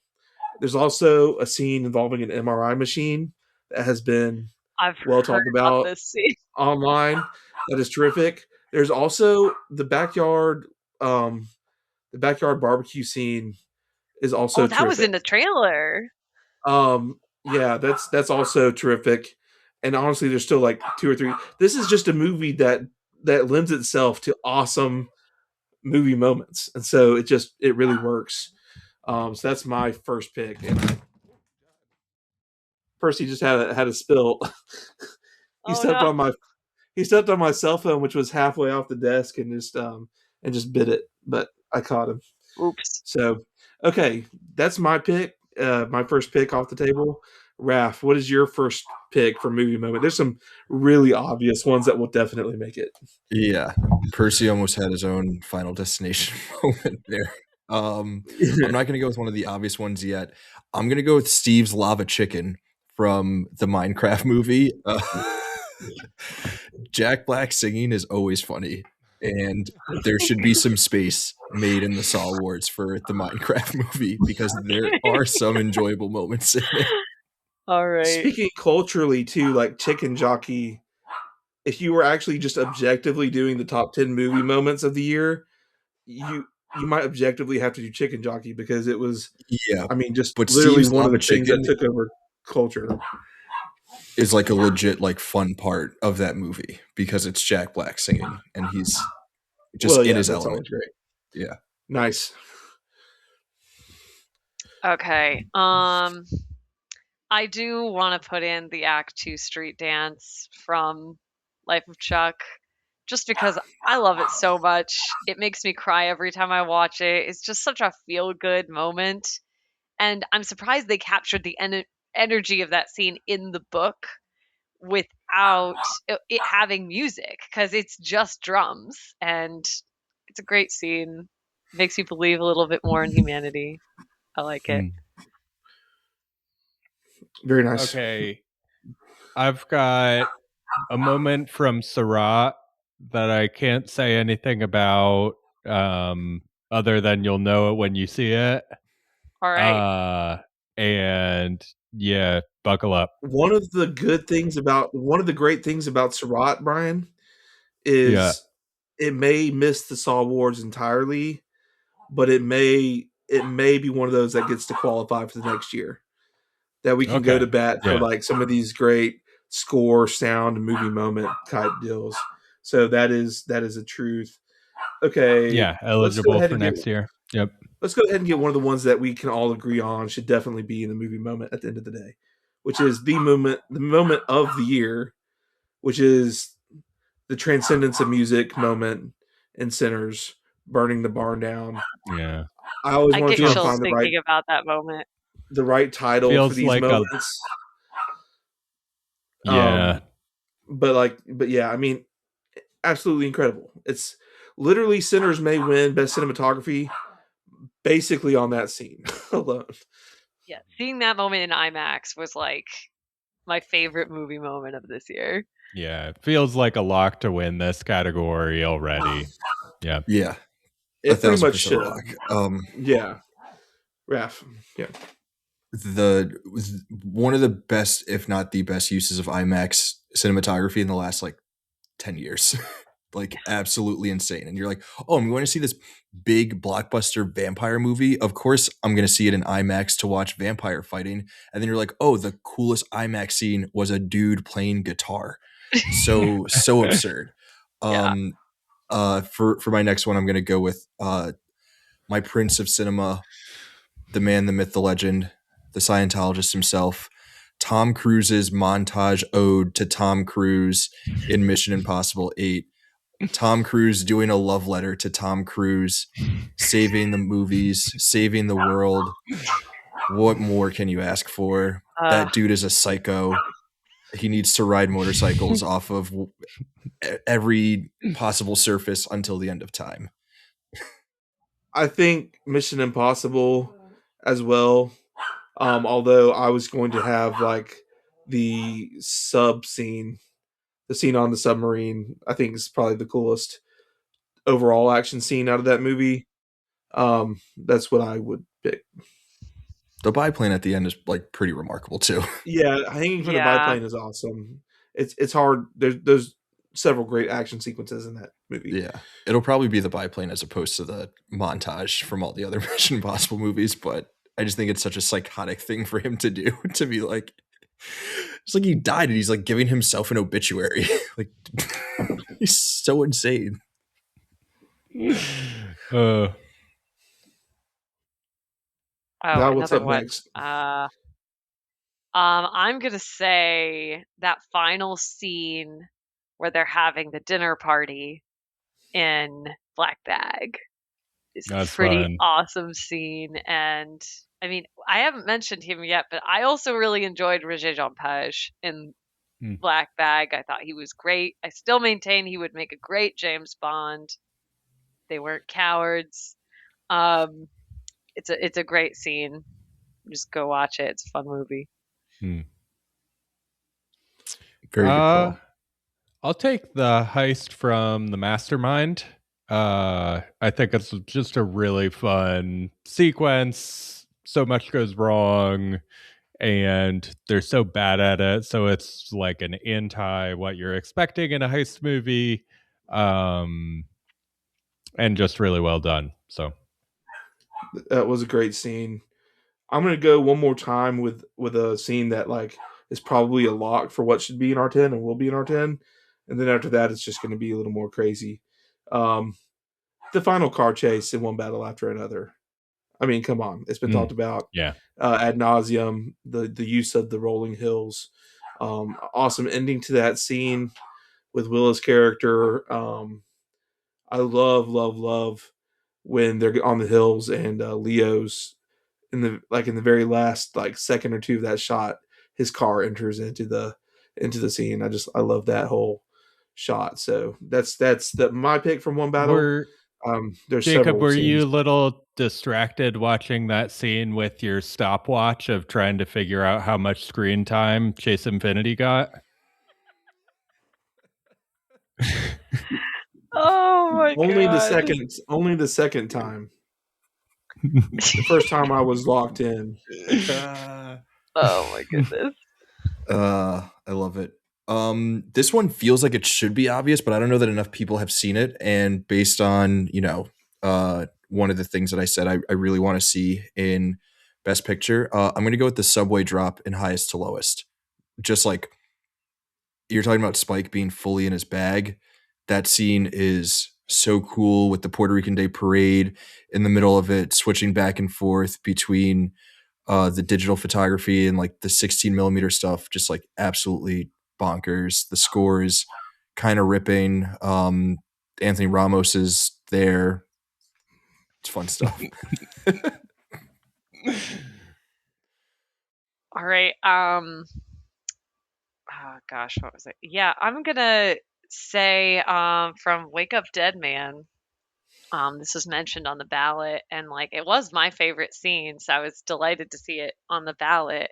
Was the "Father, will you pray with me" scene, which Yeah. honestly, as somebody who attends church, I don't think I've ever seen a scene that kind of nails the vibe quite like that one. That's like, oh yeah, like this is just like how it actually is, when it's not cinematic or like a cheesy bad Christian movie, which there are too many. It was just like a really authentic demonstration of like a guy showing how he cares for his community through his faith. And I thought it was done remarkably well. And it's honestly kind of the most heartfelt scene in the movie. That's Yeah, such a man, good. some Yeah. great That is movie a really good moments pick. this year. I got one more, and it's the end of Train Dreams. Movie ends beautifully, and I won't say a whole lot more about it because it's the very end of the movie. No, it's not. It wouldn't be a huge spoiler or anything, but yeah, it's great. Nice. I will maybe we can start doing a couple just to get through these. I had not even looked at the ballot. Man, there's a pretty good list of scenes on here. Um Crap, Final Destination's not on there at all. Great. Um Hey, Terrific. you can write other, you can write it in, I write know, but in it's not gonna campaign. happen now. Well, It's not gonna you're launching happen. your write in campaign now on the Pole Yeah, Position everybody, podcast. please watch Bloodlines. It's got too many incredible scenes to not make anything on this list. Anyway, Honestly, Final I let me probably go will Destination with watch it. Bloodlines, not Canadian Bloodlines, two very, very, very different movies. Yes, and Tony Todd, who we have not mentioned yet, is his last film. He definitely deserves our honor and respect. Incredible actor. I so okay. I'm gonna say, and I don't know what's on there on the ballot from Marty Supreme. Raf and I were having this conversation the other day. What is like? Is there a scene from Marty Supreme that like would take the cake? And that's where it becomes the hardest part. I did really love the opening title sequence, um, the opening credit sequence, where there's a very special transition. It's not been in theaters long, so I won't spoil it. But I had a blast with the needle drop in that and the cinematography in that credit sequence scene. Also, I will say Eddington is on the ballot list. I did see, and it was also a spoiler for that movie if you haven't seen it. But I would choose a different scene. I would either choose the fireworks scene in Eddington between between Joaquin and Pedro with the music, and or I really liked the square off in the crosswalk. That really was the scene from Eddington that stood out to me as evoking like this modern western that was so fun. I really liked the staging of that scene, so I wanted to shout that out real quick. Raf, you have other stuff Nice. left? Yeah. Marty Supreme is a tough one because there's not really like a particular standout moment that feels like a moment of the year the same way that some of these other movies have like their signature moment. So I'm going to go with this is kind of a spoiler at this point, but I'm going to go with the Michael Cera reveal in The Phoenician Scheme. Like I was good. howling laughing in the theater watching that. I thought it was hysterical. Um and I love a good needle drop. And Jacob, we were kind of talking about how the direction of him, you can tell that this guy just like directed music videos and like that's what he should be doing.